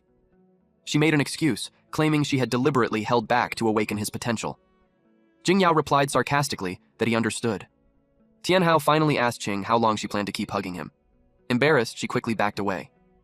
Tianhao realized just how useful the Purgatory Spirit Cube really was. He hadn't expected that even the soul of a roaming corpse leader could be this powerful. A timer appeared, showing 6 hours and 56 minutes. Just as he thought, souls summoned from the cube had a cooldown. Still, a strike that terrifying having a cooldown made sense. If the roaming corpse leader was already this strong, he couldn't help but wonder how powerful the Bristle Pig King's soul would be. Lucy asked what he was thinking about and warned him that if they delayed any longer, others would steal the loot. Tianhao asked what she meant by a second job transfer. Logically, a normal person's strength shouldn't increase that fast. Lucy remarked that getting injured by such minor characters was an embarrassment to the DuPont royal family. Lucy and Sheng could only nod. She told them to stop standing around and hurry up. She would explain the second job transfer along the way. Lucy and Sheng exchanged glances and nodded. They set off together. Meanwhile, in a snow-covered land, a blond man chanted. Blood seeped from the ground. It formed a glowing magic circle. The two men behind him knelt down, their bodies trembling. He shot them a cold glare. Then he turned his attention back to the magic circle. The men widened their eyes as he pulled a woman out from the pool of blood. He glared at her. She lowered her head in embarrassment. It was Xiao Lan. Panic flashed across her face when she saw Murong Shui. She hurriedly explained that it had nothing to do with her. He was furious that she couldn't even defeat a summoner who was only a few levels ahead, even after undergoing a second job change. At that point, she had no more value to him. She begged for forgiveness, but his power was already tightening around her throat. If not for her contract with the Lord of the Black Abyss, she would have died long ago. He gave her one last chance. If she failed again, she would become food. He injected his power into the mummy doll. She thanked him for his mercy. He then left for the burial ground, warning her that she could not fail. She bowed deeply to him. The moment he was gone, anger twisted her face as she swore to kill Tianhao. Meanwhile, Tianhao and his companions entered a dark alley covered with plants and purple flowers along the walls. Tianhao was surprised that such a desolate place could still support plant life. Shui's eyes sparkled when she recognized them as a premium medicinal herb sold in pharmacies. Lingzi grass. She couldn't understand how it was able to grow here. Jing Yao explained that a single stalk of Lingzi grass was worth hundreds of gold coins. Yet here, they grew like wild weeds. Their only purpose was to sustain her life. That last remark caught Tianhao's attention, and he immediately asked what she meant. She revealed that this place was the Rift Abyss's hidden dungeon, and also the final destination of their journey. The owner of the burial ground was once one of humanity's pioneers in the war against the Black Abyss. She stopped there, and told them to see everything with their own eyes. The Lingzi grass here had all been contaminated by monsters, making them unsellable. Shu felt heartbroken. When she tried to pick one, the mushroom crumbled into dust in her hand. Lucy handed her a handkerchief and urged her to keep going, so they continued deeper inside. The path stretched on for a long time. At its end, they arrived at a vast field filled with Lingzi grass. Jing Yao told them that this place was the secret behind the second job change, and also the price paid for opposing the Black Abyss. A naked woman was bound to a tree. Qing asked what that was. Jing Yao explained that the second job change was created when the Abyss Lord absorbed the life force of those who changed jobs. The woman, along with all the original team members. They had become nourishment for the Abyss Lord, causing the Black Abyss to fall into its current twisted state. The Abyss Lord stole the life energy of job changers, granting ordinary people the opportunity for a second job change. Anyone who undergoes a second job change has their soul seized by demons. If they disobey, they can be reduced to dust at any moment. Tianhao frowned as he realized she had known everything from the beginning. Now he couldn't understand her true reason for bringing him to the Rift Abyss. She suddenly grabbed his forearm and revealed that her goal was to stop all of it. He asked how he was supposed to do that. She told him that only the hand of a summoner could call forth the final traces of spiritual power, the hearts, left behind by the original team members, and use them to halt the Abyss Lord's plan of destruction. When Tianhao touched it, a golden light burst forth. The light gathered at the woman's chest. When it faded, an emblem of holy light was revealed. Our boy wondered what this holy light even do. Lucy revealed that the person standing before him was actually the first-generation human holy cleric, Jiang Qingshui. He was stunned by the revelation and stared at her closely. Jing Yao noticed the spirit stone in his hand and explained that it reacted because of his powerful spiritual summoning talent as an S-rank summoner. Unexpectedly, Zhang's spirit stone was a protective charm. She suddenly woke up and shouted at them to give it back. They all tensed up when they saw the anger on her face. Tianhao told everyone to step back. At that moment, plants with sharp teeth burst out of the ground. Qing instantly transformed and took a combat stance. Qing Shui released her power. Jing Yao sensed danger. Qing Shui's energy condensed into a single orb. Then she fired it straight at them. They barely managed to raise a barrier, but it shattered. Jing Yao and Tianhao were sent flying. They slammed into the mountainside. Jing Yao cursed under her breath. Tianhao asked her what was happening. She snapped at him to stop talking and quickly transfer his power to her. She was sitting on his lap and gripping both of his hands, making his face turn red. He asked how he was supposed to transfer it. She urgently told him to use restoration magic. He had a guess about what she meant, but he needed to be sure. Shui, Sheng, and Qing grew anxious as Qing Shui prepared another attack. Sheng drew his sword. He stepped directly into the path of the beam and swung his blade at it. He shouted to Jing Yao that he couldn't hold on much longer. She pushed Tianhao harder. Nothing else mattered to her anymore. She kissed him. Tianhao froze. He realized how soft and sweet a beautiful girl's lips were. His nose started bleeding, but he kissed her back. Golden light wrapped around both of them. Shui saw it and immediately pointed it out to Qing. Qing scolded Tianhao.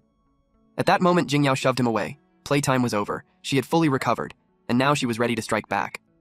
The condensed orb of power kept growing, becoming larger and denser. Another force merged into it, making everyone even more terrified. Tianhao suddenly realized that Jing Yao had absorbed his spiritual power. Qing Shui began preparing another attack. Jing Yao coldly told her that someone like her had no place in the new era and should simply disappear. Qing Shui froze in shock as her power suddenly dissipated. Jing Yao released her own power in response. She controlled it carefully, until it pierced straight through Qing Shui. Jing Yao admitted she hadn't expected Tianhao's spiritual power to be this strong. She was distracted for a brief moment when Lucy called out and pointed at something. The Lingzi grass was falling, and it was gathering around Qing Shui. Jing Yao told her to stop struggling, but Qing Shui screamed instead. Jing Yao immediately sensed danger. It was a series of sonic wave attacks. Jing Yao was hit directly. Tianhao hurriedly summoned his slime to help her. The slime caught her in midair. She told him not to worry about her. She tried to stand up and continue fighting. Tianhao stopped her, saying he had already received so much from her and couldn't ask her to fight for him again. He looked at Qing Shui and declared that something born from the old era should be ended by the people of the new era. He stepped forward, ready to fight alongside his slime and unicorn. Qing Shui was horrified when she saw him, which only drove her into a frenzy. She gathered her power once more. Tianhao called for Qing's support. A powerful beam of energy shot straight toward Tianhao. He didn't move. To his surprise, a massive polar bear appeared in front of him. It blocked the attack. Tianhao stared in shock. Shui immediately recognized it. It was a cyclone's protective spirit. Jing Yao commented that Tianhao's companion was incredibly strong. The bear gathered its remaining strength and shoved the powerful beam away. The force burned its paws, and the transformation faded, revealing Qing. She urgently told Tianhao to hurry. There was a gap in the light sphere he could exploit. Tianhao used slime spit to summon more slime. Thick red goo splashed over Qing Shui. He mounted his unicorn and released the Boar King spirit to attack next. The massive tusk lunged forward, aiming straight for Qing Shui. But she blocked it with her bare hands. Her chest was exposed, revealing a glowing star-shaped mark. Jing Yao saw it and immediately shouted for Tianhao to destroy the demon core. Qing Shui twisted the tree branches around her, blocking Tianhao's path. Lucy and Sheng grew anxious. The situation was turning bad. Qing Shui no longer looked like herself. She claimed they couldn't stop the demon's advance. She fired multiple beams of power at Tianhao while he was airborne. He couldn't dodge and could only brace himself, but nothing hit him. When he opened his eyes, Qing was standing in front of him. Her transformation made her look like an ice fairy. She blocked the attack with her own body. Luckily, she had a skill that could regenerate her wings. She urged him to move now. It hurt Tianhao to leave her behind, but he had no choice. He commanded the unicorn to use Rainbow Horn. The unicorn reverted to her demi-human form. Qing Shui froze in horror when she saw it. The unicorn charged forward and drove her horn straight into Qing Shui. Then she pulled back. Qing Shui screamed in pain. The demon core shattered. Tianhao felt a wave of relief as it finally worked. The dark spirit was forced out of her body. They all watched as it fled into the distance. Lucy and Sheng finally relaxed, knowing it was over. Our boy then noticed Qing Shui, and just to make sure everything is fine, he made a decision. Tianhao summoned the Shadow Legion to restrain her. Slime, together with her clone, heeded the command. Qing Shui then slowly regained her senses and thanked him for saving her. Tianhao was stunned by her sudden action. He stepped closer to her. Jingyao sensed danger and shouted for her to stop. Shui reached out. Her fingers brushed his cheek. Without warning, she pulled him in and kissed him. Tianhao froze, completely caught off guard, and so was everyone else. Faces flushed all around. A golden glow wrapped around them. After the kiss, she told him that the world still needed him. That was why she gave him the last of her energy. He didn't understand. She told him to go to the Black Abyss forest, where he would find the answers he was looking for. Then her body shattered into light. Tianhao was left holding a small orb. It released a beam of light onto his forehead. When he checked his stats, his heart skipped. He had jumped 10 levels at once. Even his summoned beast space expanded. He now had 4 beast slots. Before he could react, the slime hugged him tightly. He asked if it wanted to advance as well. It nodded eagerly. Demon Slime Tier 1 was now level 15, with 2,700 hit points, 205 attack, 160 agility, and 20.1 defense. Its skills included Corrosive Slime, Slime Spit, Demon Dance, Split, Corrosive Acid Raid, and Demon Embrace. To advance to the intermediate stage, it required level 30. Cross-level advancement needed double sacrifice and a 1,600 HP limit. He activated Demonic Sacrifice. A magic circle appeared beneath them. Not knowing what it was, Lucy and Sheng immediately stood up, ready to protect Jingyao. A blinding light burst out. It completely enveloped the slime. When the light faded, Tianhao was stunned. Her appearance had changed. The once childlike slime now had the figure of a grown woman. Our MC couldn't really believe the situation. Slime could speak too. She jumped forward and hugged him tightly. Her chest pressed against his face, making him blush hard. She tilted her head and asked what was wrong. He quickly said it was nothing and told her to let go, wiping his nosebleed as she cheerfully greeted the unicorn. Tianhao complained that everyone else had cool summoned beasts, while all of his were girls. Suddenly, Shui shouted for him to come quickly. Qing was about to pass out. His expression changed instantly. He rushed over and asked what happened. Shui reminded him that transforming into an immortal phoenix came with serious side effects. Jingyao saw how critical the situation was, but reassured them that the Dupong royal family had healers. Without warning, an arrow flew out of nowhere. It pierced straight through Zhuo's chest. Shui stared in shock and horror as pain tore through her chest. She called out Tianhao's name. Tianhao's heart clenched when he saw her state. Xiaolan appeared. He was clearly surprised to see that she was still alive. A shadow suddenly moved behind Sheng. Sensing danger, Sheng instantly turned around. He slashed at it. The shadow dispersed. It revealed a female ninja. Apparently this lady has also been looking for Tianhao. Meanwhile, Shui trembled as she realized she had been shot. Her pixie desperately tried to pull the arrow out. Shui weakly told Tianhao that she was happy she got to be with him. Lucy caught Shui before she collapsed and told Tianhao to protect her while she cast healing magic. Sheng stood firm, guarding their rear. But the female ninja ignored him. She had only one target, Tianhao. Jingyao stepped in front of him and told him to run as far as he could. There was still an hour before the teleportation array activated. He was their hope. But he said no. That answer caught her completely off guard. Tianhao was furious that his companions had been hurt. He warned them that there would be consequences. Jingyao grew anxious. He still held Qingshui's spirit stone. If he didn't leave now, it would be too late. But Tianhao chose this moment to test his strength. Xiaolan mocked him, telling him to stop pretending. She said he only escaped last time because she allowed it. She then demonstrated the power she gained after being reborn. Energy gathered around her. Then she released a volley of arrows. Tianhao shoved Jingyao aside. Xiaolan was confident. This attack was stronger than before. But she was wrong. The demon slime caught the arrow and swallowed it whole. It was a new skill. Elemental Devour. Purple energy surged violently from the demon slime. Tianhao coldly warned them that anyone who harmed his companions would pay the price. He ordered the demon slime to activate Dissolution Field. The slime melted down and spread across the ground like a puddle. Xiaolan stared in confusion. The female ninja sensed danger at the last second. She leaped away as the liquid expanded, but Xiaolan wasn't fast enough. She sank into it and was swallowed whole. The female ninja dropped her kusarigama to the ground. Since the ground was covered in slime, the female ninja landed on the tip of her kusarigama. Tianhao activated Dissolution Field. Digest. Xiaolan screamed, begging Murong to save her. Slowly, her skin dried out, until only bones remained. The female ninja coldly called her useless. Meanwhile, the demon slime happily finished its meal. Jingyao was stunned. Tianhao was only level 21, yet he had already unleashed such a terrifying move. She couldn't understand how he possessed that kind of power. Once the ground was safe to step on, the female ninja retreated. She recalled her weapon. Then she assumed a combat stance. 2 kusarigama appeared in her hands. She merged them into one. The change in her eyes was immediate. Jingyao frowned and asked what was happening to her. Black wings burst from the female ninja's back. She warned them that no one could escape her grasp. She declared that anyone who dared to defy her would die. Tianhao ordered the slime to continue using the dissolution field. The slime melted into a puddle again, spreading outward. The female ninja sneered, saying he would soon learn what true hell looked like. Even she looked slightly uneasy. She slammed her weapon into the ground, calling down lightning.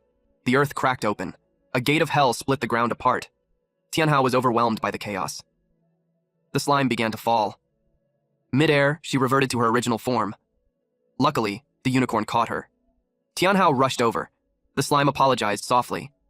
The unicorn stepped forward and offered to take her place. Tianhao hesitated, and the unicorn noticed his doubt. At the same time, the female ninja changed targets. At first, she wanted Tianhao dead. Now, her gaze shifted to Sheng. Behind him stood Lucy and Shui. She pointed at them and told them to go to hell. Sheng calmly replied that a sword could cut iron, and it could also cut the soul. She unleashed her attack. A bright blue blast tore forward, ripping through everything in its path. Sheng was caught off guard for a split second, but his fighting spirit surged. His arms moved rapidly, deflecting the strike. The female ninja clicked her tongue, impressed by his toughness. Then her eyes widened. Sheng activated the Sword of the Heart ultimate technique, Phantom Swift Slash. In the blink of an eye, he vanished. The distance between them disappeared. Lucy and Jingyao felt hopeful, until they realized the female ninja was completely fine. The ninja mocked the move, calling it nothing more than an amateur trick. Then she grabbed Sheng by the neck. Sheng coughed up blood and lost consciousness. She flung him far away. She was done playing games. She didn't expect Tianhao to attack immediately, ordering the unicorn to strike with Rainbow Horn. In a split second, the unicorn was already on her. She knocked the horn aside with her weapon. She shouted for them to stop, saying she was finished playing. Then she slammed the unicorn away with overwhelming force. The unicorn crashed to the ground beside Tianhao. Jingyao yelled at him to run, warning that it would be too late if he stayed, but Tianhao refused. He still had the Shadow Army and the Purgatory Spirit Cube. She told him those attacks couldn't break the enemy's defense. The unicorn urged him to use demonic sacrifice on her. He hesitated because her injuries were already severe, but she told him to trust her. He finally agreed. He activated demonic sacrifice. A magic circle appeared, bathing them in red light. Crimson marks spread across the unicorn's body, and her eyes turned blood red. When she stepped forward, the ground shattered under her strength. She transformed into a demonic frost unicorn, level 10, with 3,500 hit points, 120 attack, 100 agility, and 15 defense. Her skills were Demonic Rainbow Horn and Frost Embrace. Frost Embrace released burning ice from the frost hell of the 8 hells, inflicting both frostbite and burn damage. The female ninja sneered, saying she was just another fool who overestimated herself. She was ready to kill again. But something moved too fast, leaving only a streak of light. She sensed it. It was already too late. Her weapon disintegrated before she could react. She felt the unicorn standing behind her. Tianhao realized just how powerful the unicorn had become. He ordered her to keep using Demonic Rainbow Horn and never give the enemy time to recover. She acknowledged his command. Then, she attacked. The female ninja panicked as the unicorn closed in. The Demonic Rainbow Horn struck. Terror filled her eyes. A hole tore through her chest, and she collapsed unconscious. The unicorn looked down at the enemy. After confirming she was dead, she happily called out and ran back to her master. Tianhao suddenly panicked and shouted at her to look behind her. The female ninja's body released strange inscriptions into the air. They wrapped around her corpse as a beam of light burst from her body. The beam shot straight into the sky with overwhelming power. The sky darkened, and a voice spoke from behind the clouds, saying the female ninja had made a contract that allowed her to reincarnate through the cycle of rebirth. Her eyes snapped open. She regained control of her body and spread her wings. Everyone was horrified. She looked down at them and declared that it was impossible to kill her. Tianhao knew that if he didn't act fast, Qing and Shui would be in grave danger. Since killing her was impossible, he searched for another solution. He told the unicorn that he had a plan. The female ninja mocked him, asking what he thought he could do. Tianhao and the unicorn watched her closely. He activated Voice from Hell. A deafening sound erupted. Our MC was definitely being affected by this attack. He knew they couldn't keep this up. Suddenly, the slime appeared in front of the unicorn. She supported her, helping her prepare for the attack. The unicorn nodded. Slime covered her body and legs, greatly increasing her speed. She rushed toward the female ninja. Then, she vanished. The female ninja instinctively looked up. To her shock, she was restrained from behind. Tianhao ordered the unicorn to use Frost Embrace. A freezing mist poured from her mouth, rapidly encasing the female ninja in ice. Moments later, the ice shattered, taking more than half of the female ninja's body with it. The unicorn could only watch as it happened. Eventually, the enemy's legs gave out. She looked completely drained and reported to her master that it was finally over. The system announced that they had completed the hidden quest, Black Abyss, Burial Grounds. Everyone froze when the screen appeared. The system evaluated the results. The Abyss difficulty was Nightmare level, granting double rewards. They also received a first clear bonus and a time bonus for completing it in 16 hours and 45 minutes. After the evaluation, the system announced that a hidden piece of equipment would drop. But Tianhao ignored the rewards. He only asked to be returned to the city so they could treat the wounded. Qing, Shui, and Sheng had all reached their limits. Lucy said she was barely able to maintain Shu's heartbeat and feared it was about to stop. Suddenly, a circular mirror formed around them, leaving her completely stunned. Jingyao told them to open the portal quickly. Lucy was worried that her body couldn't handle any more mental power, but Jingyao insisted they open the portal anyway. At that point, blood was already running from her head. Lucy quickly used the Grandmaster Escape Scroll. A magic circle began to form, and it spread out, covering all of them. As soon as they were teleported, Tianhao started shouting for someone to come at once. The maids rushed in and were shocked by their condition. Tianhao told them to call a medic right away. He didn't look well at all. The maids carried Qing away on a stretcher. That was when Tianhao fainted. Later, he slowly opened his eyes. The first people he saw were Lucy and Jing Yao. He was startled and asked what they were doing there. Jing Yao felt relieved when she saw him awake. She asked if he knew how long he had been out. Tianhao didn't even realize he had been unconscious. Lucy told him it had been 3 days. She asked if he was still feeling unwell. He gently moved her hand away from his head and said he was fine. Then something hit him. He quickly asked what happened to Qing and Sheng. Jing Yao told him he should show some concern for her first. He just laughed it off, saying she looked the same as always, with rosy cheeks and flawless skin. She got annoyed and told him that the DuPont Royal Infirmary was the best in the world. Of course, those two were fine. They went to the infirmary. The first one they visited was Qing. She was lying inside a water capsule, wearing only her underwear, and that gave Tianhao a nosebleed. He got embarrassed and quickly wiped it away. Then, he asked where Sheng was. Jing Yao told him that Sheng had already gone on another mission and was expected to return by tomorrow. He commented that Sheng was a true model worker. Then she brought up the clearing rewards. She expected he gained much more than them. He had completely forgotten about it. So when she reminded him, he checked. He frowned at what he saw. She noticed his reaction and asked why he looked so surprised. He said he got the Codex of Hell. It was a Radiant Grade book, an exclusive item for summoners. The Codex was said to open during the first apocalypse. Suddenly, the book floated into the air. Jing Yao and Tianhao were both stunned. A system message appeared, telling him about a hidden set called Lucifer's Grief. On the screen, a new item appeared, a Purgatory Spirit Box of legendary grade. It was also exclusive to summoners. It reduced attack by 30, defense by 50, and speed by 60, but increased mental power by 200. There was also a hidden attribute. The first active effect allowed him to seal the soul of any enemy he defeated and use it. He could summon those souls to fight for him.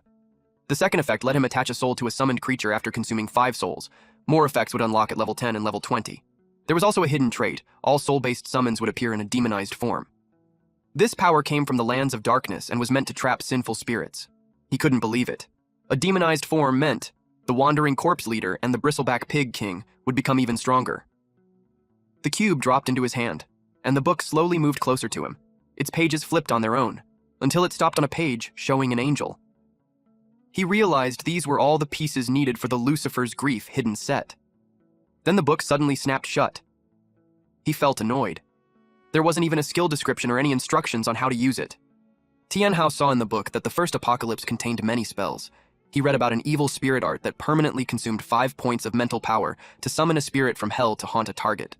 He then read about holy water bombs, which also permanently consumed 5 points of mental power and needed a cursed glass bottle, dealing heavy damage to most evil spirits. He closed the book, feeling excited. Because the first apocalypse alone had 26 spells, making him feel almost invincible. Jingyao warned Lin Tianhao to look carefully at the cost, pointing out that it permanently used up his mental power. He was shocked.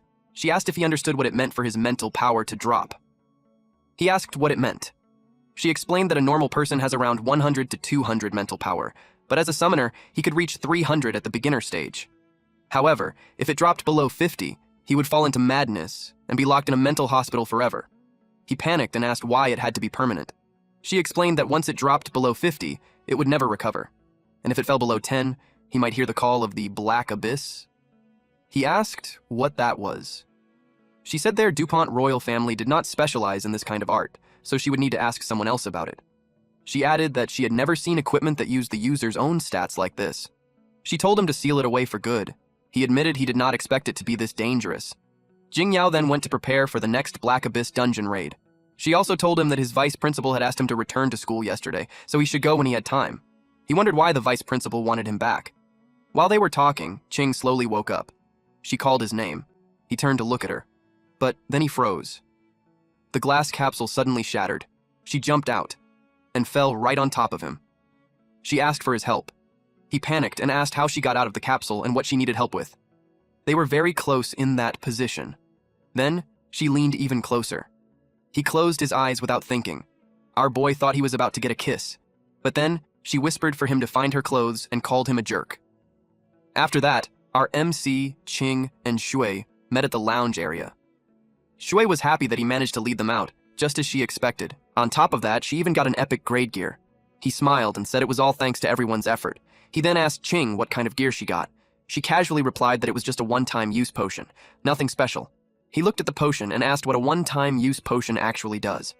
But before Ching could answer, a new voice suddenly greeted Lin Tianhao, Su Qing, and Li Shui, saying they had heard a lot about them. Jing Yao stepped in, followed by an old man. Our MC was surprised to see their vice principal, Elder Fang. Elder Fang warmly greeted him and praised how fast he had grown, already clearing the Rift Black Abyss at such a young age. Then, Elder Fang suddenly asked Ching how things were going between her and our MC. Ching instantly got flustered and denied it, saying there was nothing going on between them. That made Elder Fang laugh. Our MC then asked if he needed something from them. Elder Fang admitted that he did not expect Tianhao to not only clear the Rift Black Abyss, but also obtain the token of the first generation squad. Jing Yao had already told him everything. Our MC turned to her, but she just scoffed. He then humbly said it was all just luck and nothing worth bragging about. Elder Fang said those were not just coincidences. He knew that as vice principal he should not put his students in danger, but this time was different. He expected Tianhao to have already heard about the first generation squad, and he had even contacted the military. That left him with no choice but to bring out the map. Tianhao was stunned as he looked at what was revealed. Elder Fang explained that the secret of the Black Abyss was hidden within a high-quality replica of the Hellscape map. Tianhao took a closer look and asked if it was really a high-quality replica. Elder Fang told him that the original had been taken by the church long ago, and many parts of it were blacked out. That made the young summoner ask what the map was supposed to show them.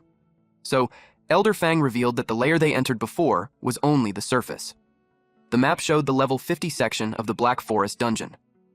Tianhao was left shocked by the revelation. Elder Fang laughed and said Huaxia had spent hundreds of years, yet they still had not found a way to reach the second layer of the Black Abyss within the Black Forest. He told them to follow orders, as the Huaxia military had already made a unified decision. He then assigned Tianhao, Qing, and Sui, along with support from the DuPont royal family, to head to the Black Forest at once and find the entrance to the second layer of the Black Abyss, also known as Hell's Antechamber. They reacted in shock, saying the plan was too ridiculous. They argued that they were only in their early 20s, yet they were being sent into a level 50 dungeon. Elder Fang said it was not ridiculous. Besides, they had Jing Yao to help them. He added that Tianhao's token might be the key to unlocking the second layer of the dungeon. To help them, he gave them an S-class dragon egg. It was a treasure their school had not seen in 1,000 years. Tianhao was handed a glowing pink egg. It was an S-class pet egg that could hatch into Angela the Angel, though its details were still unknown. He was completely confused. Moments later, Elder Fang was shocked when a crack suddenly appeared on the egg. He got excited and said that Tianhao really was the chosen one. He explained that the egg had been dormant for hundreds of years and only reacted when it met him. Tianhao asked what exactly an angel was. Elder Fang casually said he did not know either, which left the young summoner stunned. Elder Fang then added that due to the difficulty of the mission, the Huaxia military had sent a big shot to protect them. That made the guy curious. He then called her in. This old man clapped his hands.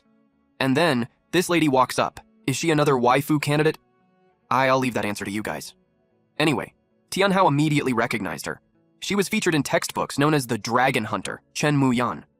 Elder Fang handed him the entrance pass to the Black Forest and told him to stay safe. Muyan walked toward them. Tianhao was caught off guard. She greeted him and said she would be their escort to make sure they stayed safe. His eyes drifted for a second. He could not help but comment that it was big. She immediately asked what he was looking at. He froze, completely flustered. Then she turned to Jingyao and asked when they would leave. Jingyao replied that they would leave in half an hour. After the last battle, she realized her weaknesses and wanted to pray for a bit. Muyan nodded and told Tianhao she would see him in half an hour. Elder Fang then told Tianhao that the future of Huaxia now rested on his shoulders. Tianhao nodded and said he understood. He promised that he would do his best. Elder Fang said goodbye to Tianhao. They left. A few minutes later, we see Muyan left alone in the hallway, slightly out of breath. She was clearly excited. And guess what? She was thinking about our MC. She knew he had just graduated, yet he had already broken all kinds of records in the Black Abyss. And on top of that, she found him surprisingly handsome, even though he was only 18. That thought lingered in her mind. And after a few seconds, she concluded that she will definitely make Tianhao hers. Meanwhile, inside the classroom, Murong-yu was casting magic. Strange markings formed beneath his feet. Slowly, they connected into a full magic circle. The crowd watched in awe as his energy kept rising. Then, two figures appeared from within the circle. They were resurrected. Murong-yu did not look pleased. The two women stood there, caught off guard. Xiaolan quickly begged him to let her explain. Murong-shui told her older brother that Tianhao was far stronger than they expected. But Yu cut them off and told them to stop talking. He reminded Xiaolan that he had already warned her. If the mission failed, she would become fodder. She panicked and begged their captain for another chance. At that moment, someone stepped forward. It was a man dressed in magician robes. He calmly told Yu not to rush things. Yu addressed him as chairman and admitted that he failed to manage his subordinate properly. According to their agreement, she should be turned into fodder. The chairman simply told Xiaolan to relax, assuring her that he would not kill her. She let out a breath of relief and thanked him. And since he would not kill her, everything seemed to shift. He planned to use her as a vessel for a demon. That instantly shocked her. A dark circle formed beneath their feet. A hand slowly reached out from the shadows. She begged them to stop. More hands followed, grabbing her legs and pulling her down. She cried out, begging the chairman to listen. But a hand covered her mouth. Her screams were cut off. And in the next moment, she was gone. Murong Shui stood there, completely shaken. The entire room fell silent. The chairman calmly told everyone not to lose heart. He had just received intel that Tianhao and his team were preparing to head to the Black Forest. Yu's eyes widened as he asked if they were really going to Hell's antechamber. The chairman turned to Murong Shui and told her this was her last chance. If she failed, she already knew how it would end. He shouted at her to move. With a sharp pull, he tore away her cloak, exposing her while ordering her to carry out the demon's command. A sudden light shone down on her. She froze in place. An hour later, we see someone suddenly shatter a glass. Murong Shui told her brother not to worry, promising she would succeed this time. But Yu cut her off, saying there was no need to say more. They would deploy all their forces to kill Tianhao in the Black Forest. Another subordinate tried to reassure the captain, saying they would do their best. The captain shut them down and told them to stop talking. The subordinates fell silent, their faces tense. He then looked at the glowing mark on his hand. The two subordinates quickly begged him, saying they had not even faced Tianhao yet. They pleaded for one more chance. Murong Yu coldly said he wanted to see Tianhao dead within 30 minutes. Otherwise, the two of them would become his blood packs. They stiffened and immediately agreed. Murong Shui warned her brother that if they did not act in the Black Abyss, the Golden Sacred Lion Guild would be targeted by Huaxia. He snapped back, saying it did not matter. He revealed that their guild leader had already formed an alliance with the other 4 major guilds, so Huaxia would not dare touch them. But Murong Shui still looked uneasy. He gently patted her hand. Then he said with confidence that even if Huaxia rejected them, someone else would take them in. Meanwhile, Jingyao stood in front of a statue, quietly praying. Lucy stayed beside her. She softly begged her grandfather, asking to return alive from the Black Forest. Blue orbs of light began to appear in the air. They drifted toward her. Then they rushed into her body, making her eyes glow bright blue. She raised her hand, gathering blue magic. It shot forward and struck the statue. The statue shattered into pieces. Lucy was stunned. She quickly stood up and asked what happened. Jing Yao calmly said it was nothing. Then she asked how the mechanical upgrade of Lucy's body was going. Lucy replied that Dr. Yang's mechanical body had passed all tests. It was already installed, and she could use it in the next battle. Jing Yao reminded her that as the only A-rank firearms master in Huaxia over the past 5 years, her mission this time had only one goal. Lucy nodded and said she would protect the young lady no matter what. Jing Yao shook her head. She corrected her and said she must protect Tianhao instead. Meanwhile, Sheng knelt and begged his master to help him one more time. The master admitted that it was the first time he had seen him in such a sorry state since leaving the Dragon Dojo. His sword was broken, and because of that, he could not protect the people he was meant to guard. The master told him to stand up. He then showed him the Dragon Dojo's prized artifact, the White Dove, and told him to take it and do what he must. Sheng was caught off guard. He quickly thanked him and accepted it with deep respect.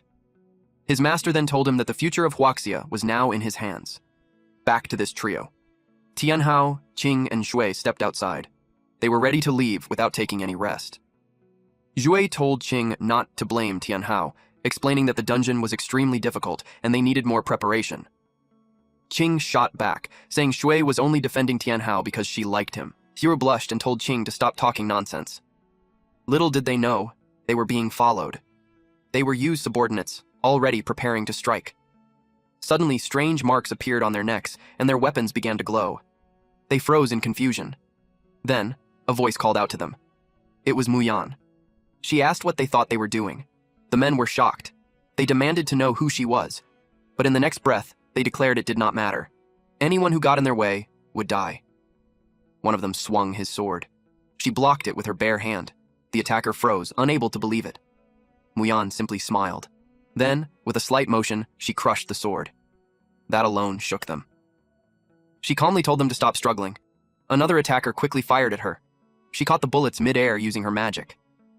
The gunner turned pale. His weapon had already gone through a second-class enhancement, so it should not have been easy to break or stop. Muyan's eyes turned cold. She said that anyone who dared to harm Tianhao had to die. The attackers let out desperate screams. Not far away, Tianhao paused for a second, sensing something. Qing noticed and asked what was wrong. He shook his head and said it was nothing. Meanwhile, Muyan stayed hidden in the shadows. Within moments, the men were gone. She looked at the direction Tianhao had gone and smiled to herself. She was glad she got rid of them. Then she quietly said that Tianhao would be hers. Meanwhile, these weaklings have been resurrected too.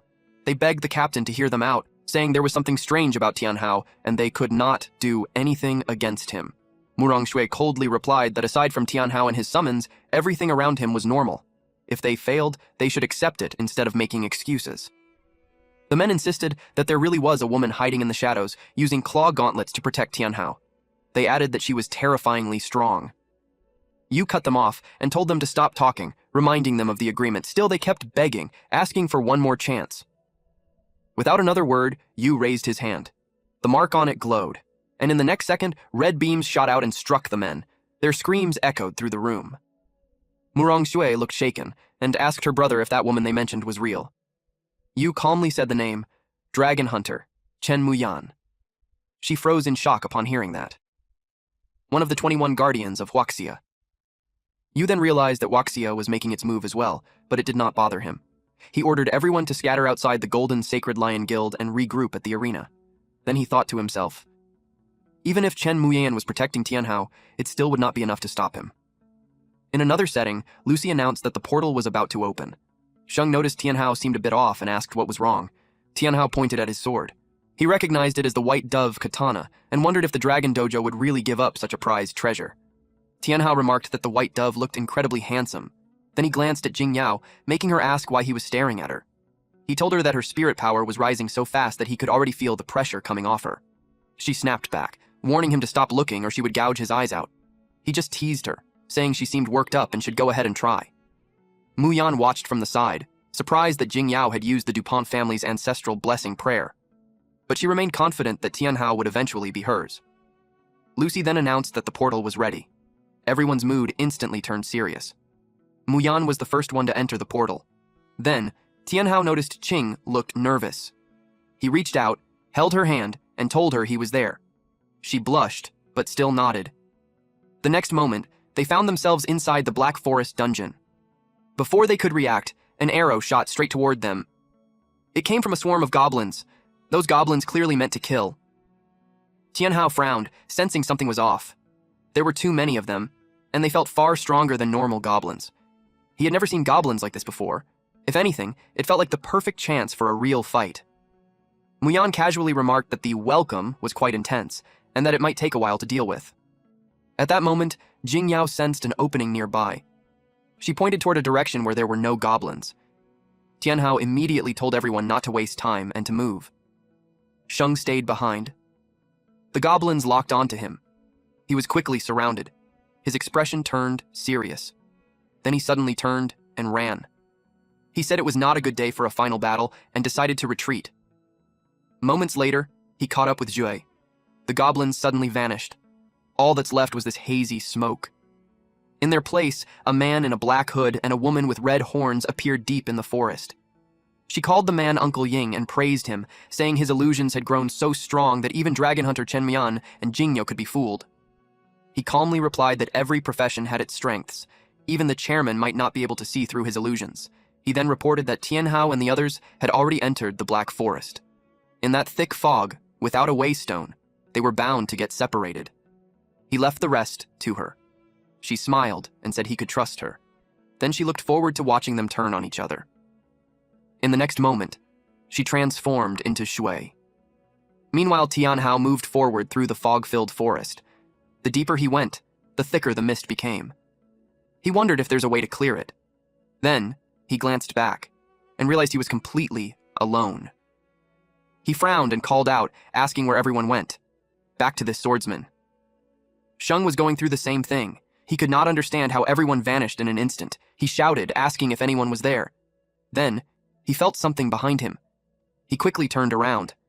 But it was just Zhu. He frowned and asked what happened, noticing she was covered in bruises. She nearly collapsed, and he quickly caught her. He asked who did this to her and who hurt her. Sue told Sheng to guess. He froze. Then she stabbed him. He staggered back.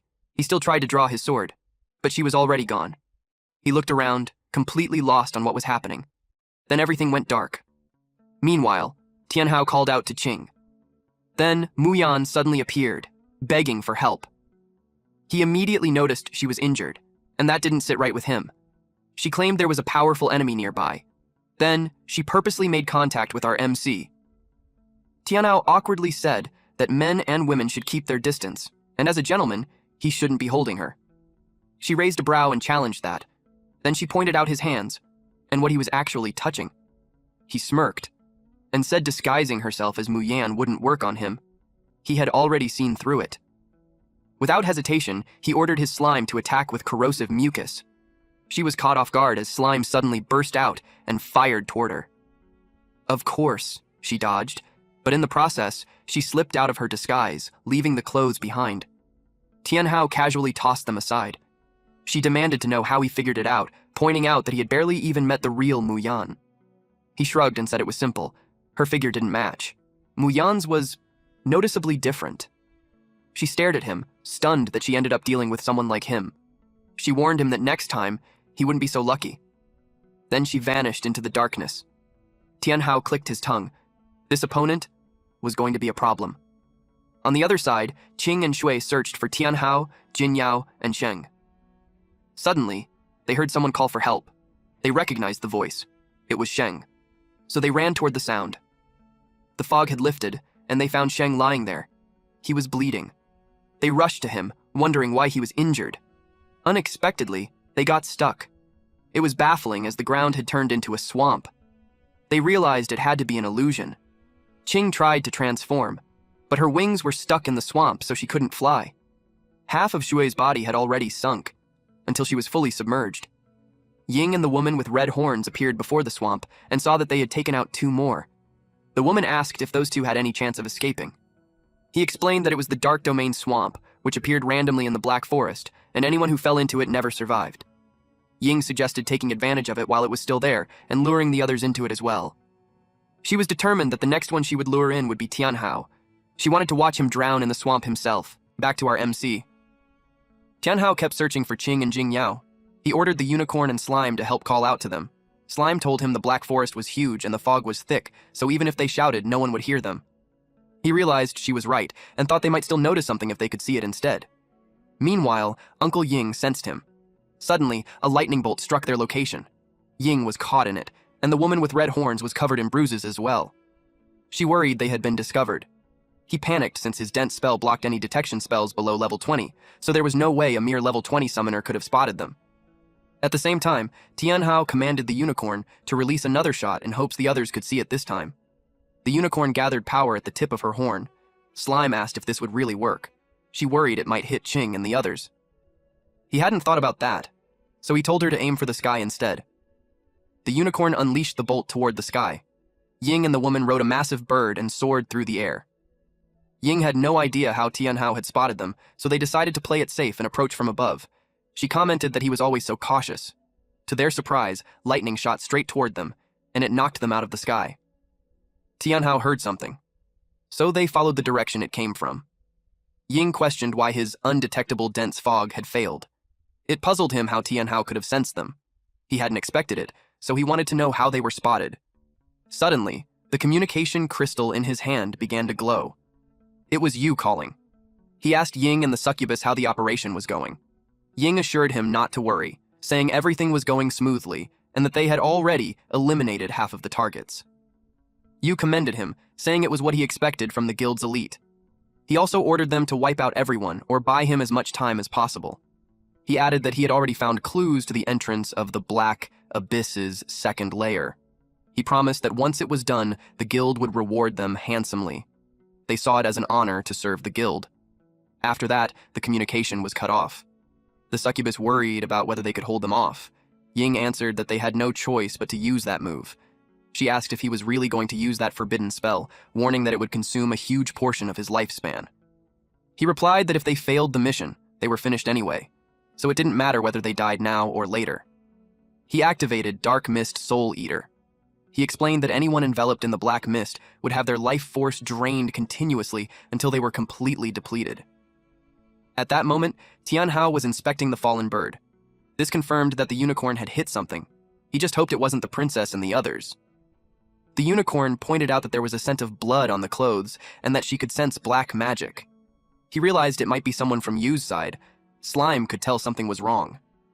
The fog was getting thicker and filled with powerful dark magic. All of them were alarmed. Slime said the fog was draining her life force. Tianhao realized something was wrong with the fog. He confirmed it was powerful black magic. Then he told Slime to hang in there and ordered the unicorn to use Rainbow Barrier. The barrier formed around them. The unicorn was relieved it blocked the attack. Ying was amused that they had blocked it, but questioned how long their barrier would last. The mist twisted into a miniature tornado, and its tip sharpened as it tried to pierce through the barrier. Unfortunately, the unicorn couldn't hold on much longer. Tianhao felt the pressure, realizing they would just wait there and die unless they could pinpoint the enemy's location. Slime answered that she could sense where they were. She pointed in a direction and said the dark magic coming from them was extremely dense. He praised the slime. Now that they knew where they were, the rest would be easy. He then ordered the unicorn to ignore the barrier and unleash the full power of her 7-colored horn to destroy them.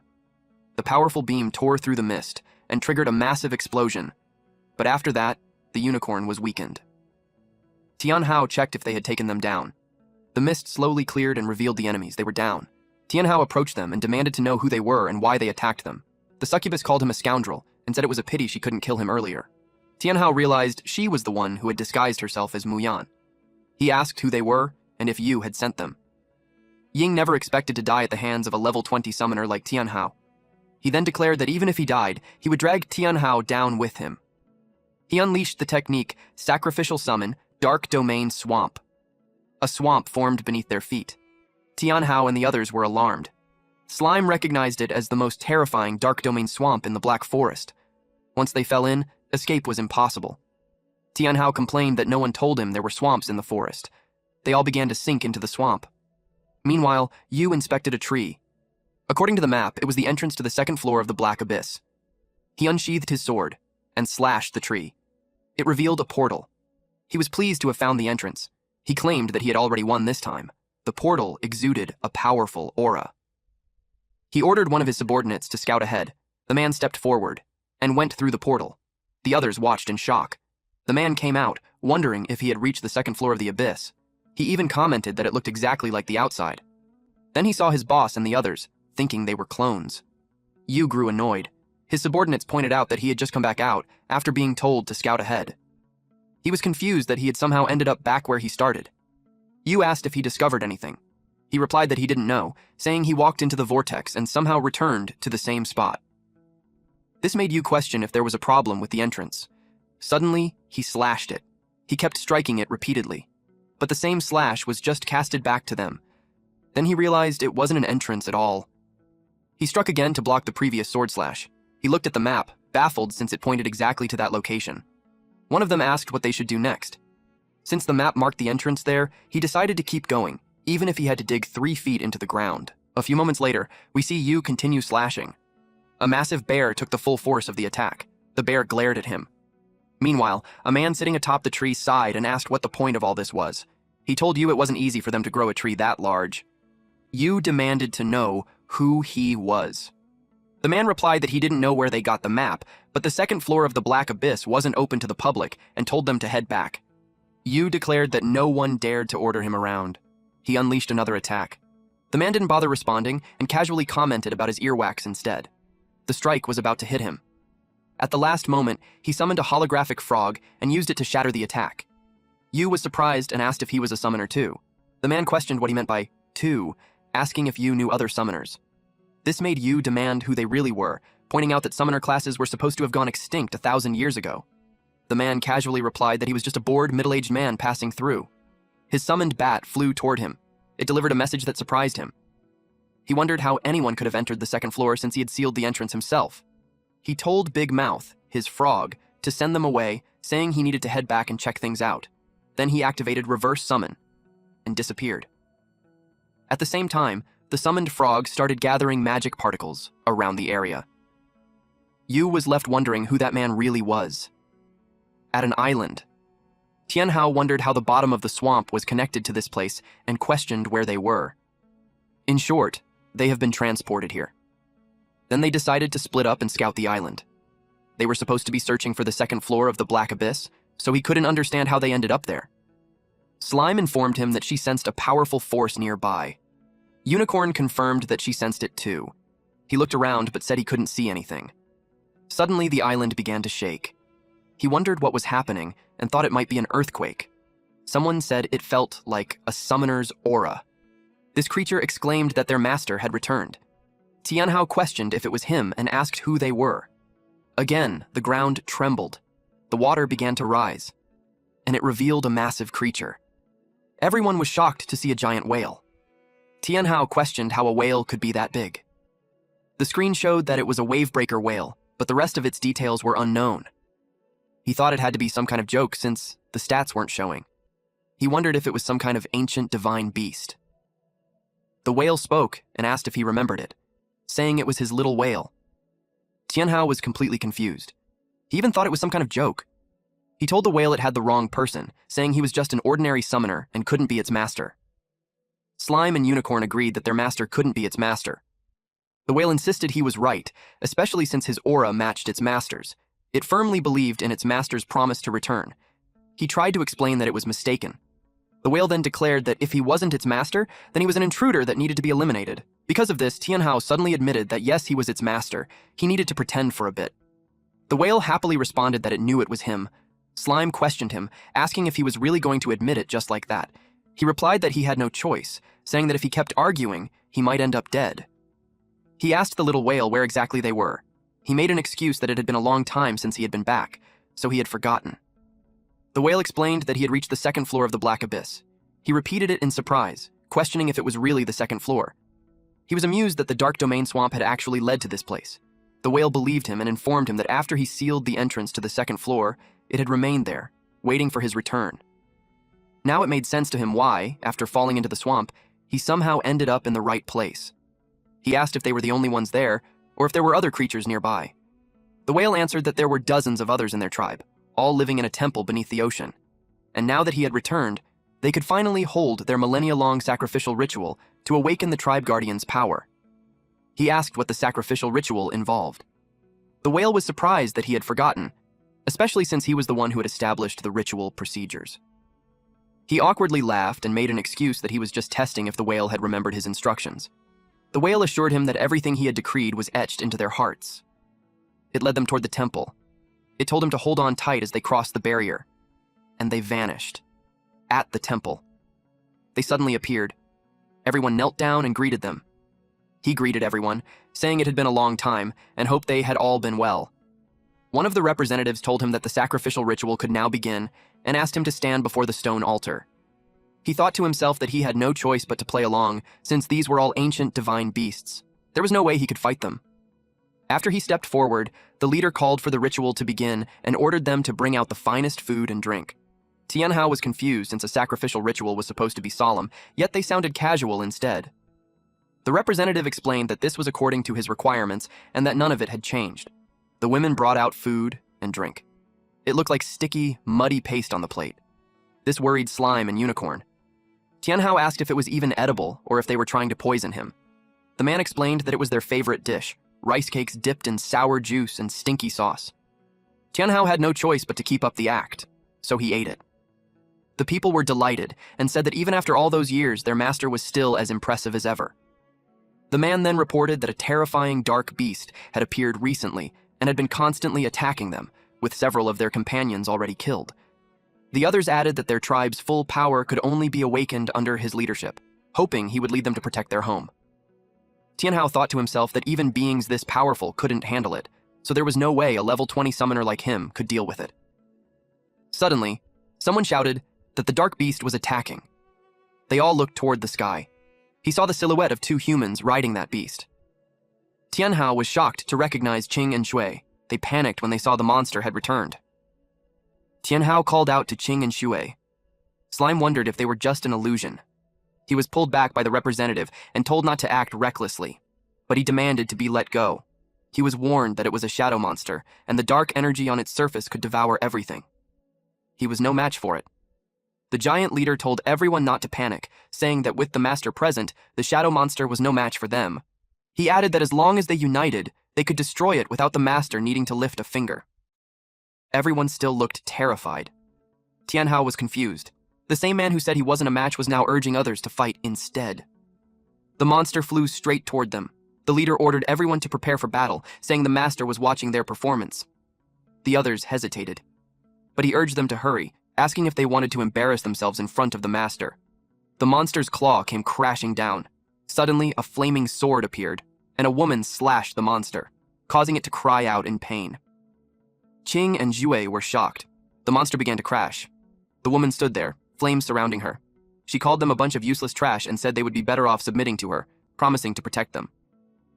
There was a brief silence. The leader thanked her, Ling Yue, for her help. He then told her they would not submit, as they were not tools for her selfish desires. She asked the giant whale if it was really still waiting for its master to return. She snapped, telling them to wake up, and said she was tired of hearing that nonsense. Our boy just kept quiet and continued watching their banter. She raised her voice and explained that she wanted them to submit not out of selfish desire, but because the one they called master had died outside long ago and was never coming back. She pointed out that the giant whale was clinging to a hollow delusion and dragging the entire tribe down with him. The leader, whom she addressed as Giant Whale, revealed that their master had returned. She was shocked. She asked where he was. Then the giant whale pointed at Tianhao. Tianhao wondered how the conversation suddenly turned to him. He had just become the center of the drama. She mocked him, laughing as she questioned if he was really the master. He thought to himself that she clearly didn't think much of him. This angered the giant whale. He told Ling Yue that the master had only just returned, and his aura hadn't fully recovered yet, but his identity as a summoner was real. He reminded her that the master was the last summoner in the world. She didn't care if it was true. She believed that Tianhao was definitely not their master. Then she realized that only the two of them had seen their master's true face, so he must have found an imposter to trick everyone. She accused him of deceiving everyone just to stop her from becoming the leader. Now, everyone began to question whether the master was fake and if the whale was lying to them. But others considered that Yue might be the one lying. She challenged them, saying that if they didn't believe her, she would prove it. She unleashed a flame strike, and Slime and Unicorn immediately stepped in front of Tianhao to block it. The giant whale took the hit. He warned Yue not to disrespect their master, or he would be forced to act. She made up her mind to make him submit to her. When she turned away, the giant whale let out a sigh of relief. She went to a cave. She muttered that she had already given them a chance, but they didn't take it. So now, they would have to face the consequences. Inside the cave was a dragon-like creature. She had ordered those shadow monsters to attack that night to eliminate the nuisance and bring her the imposter. She declared that by tomorrow, she would become the queen of the Black Abyss's second floor. She looked forward to it. Everyone in the temple fell silent.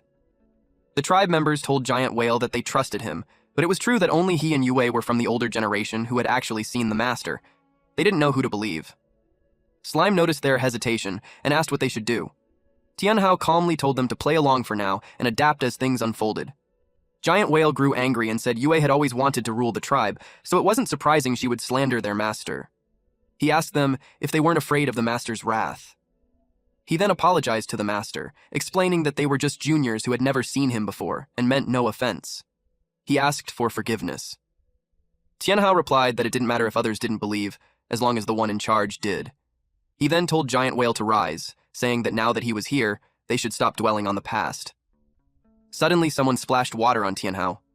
A junior, with a mohawk, argued that if the master had truly created their world and taken in their ancestors, his strength must have been terrifying, and there was no way he wouldn't be able to dodge such an attack. He declared that Tianhao was not the master at all. They spat at Giant Whale in disappointment. They had trusted him, but he had lied to them. Giant Whale could see what they were feeling from their expressions. The one with the mohawk declared that Yue was right, and that she was the only one who could truly protect them. He swore loyalty to her. Others followed, saying they would join her to fight the shadow monsters. More voices agreed and stepped forward. Giant Whale quietly thought that he never expected things to end this way. Tianhao confronted him, saying he knew all along that he wasn't their master. He realized that Giant Whale only wanted to use him as a symbol to rally everyone against Yue and the shadow monsters. Giant Whale admitted he didn't expect to be seen through, but acknowledged it was indeed part of his plan. He apologized, admitting that he had lied to Tianhao and to everyone else. Slime and Unicorn were furious at him for deceiving them from the very beginning.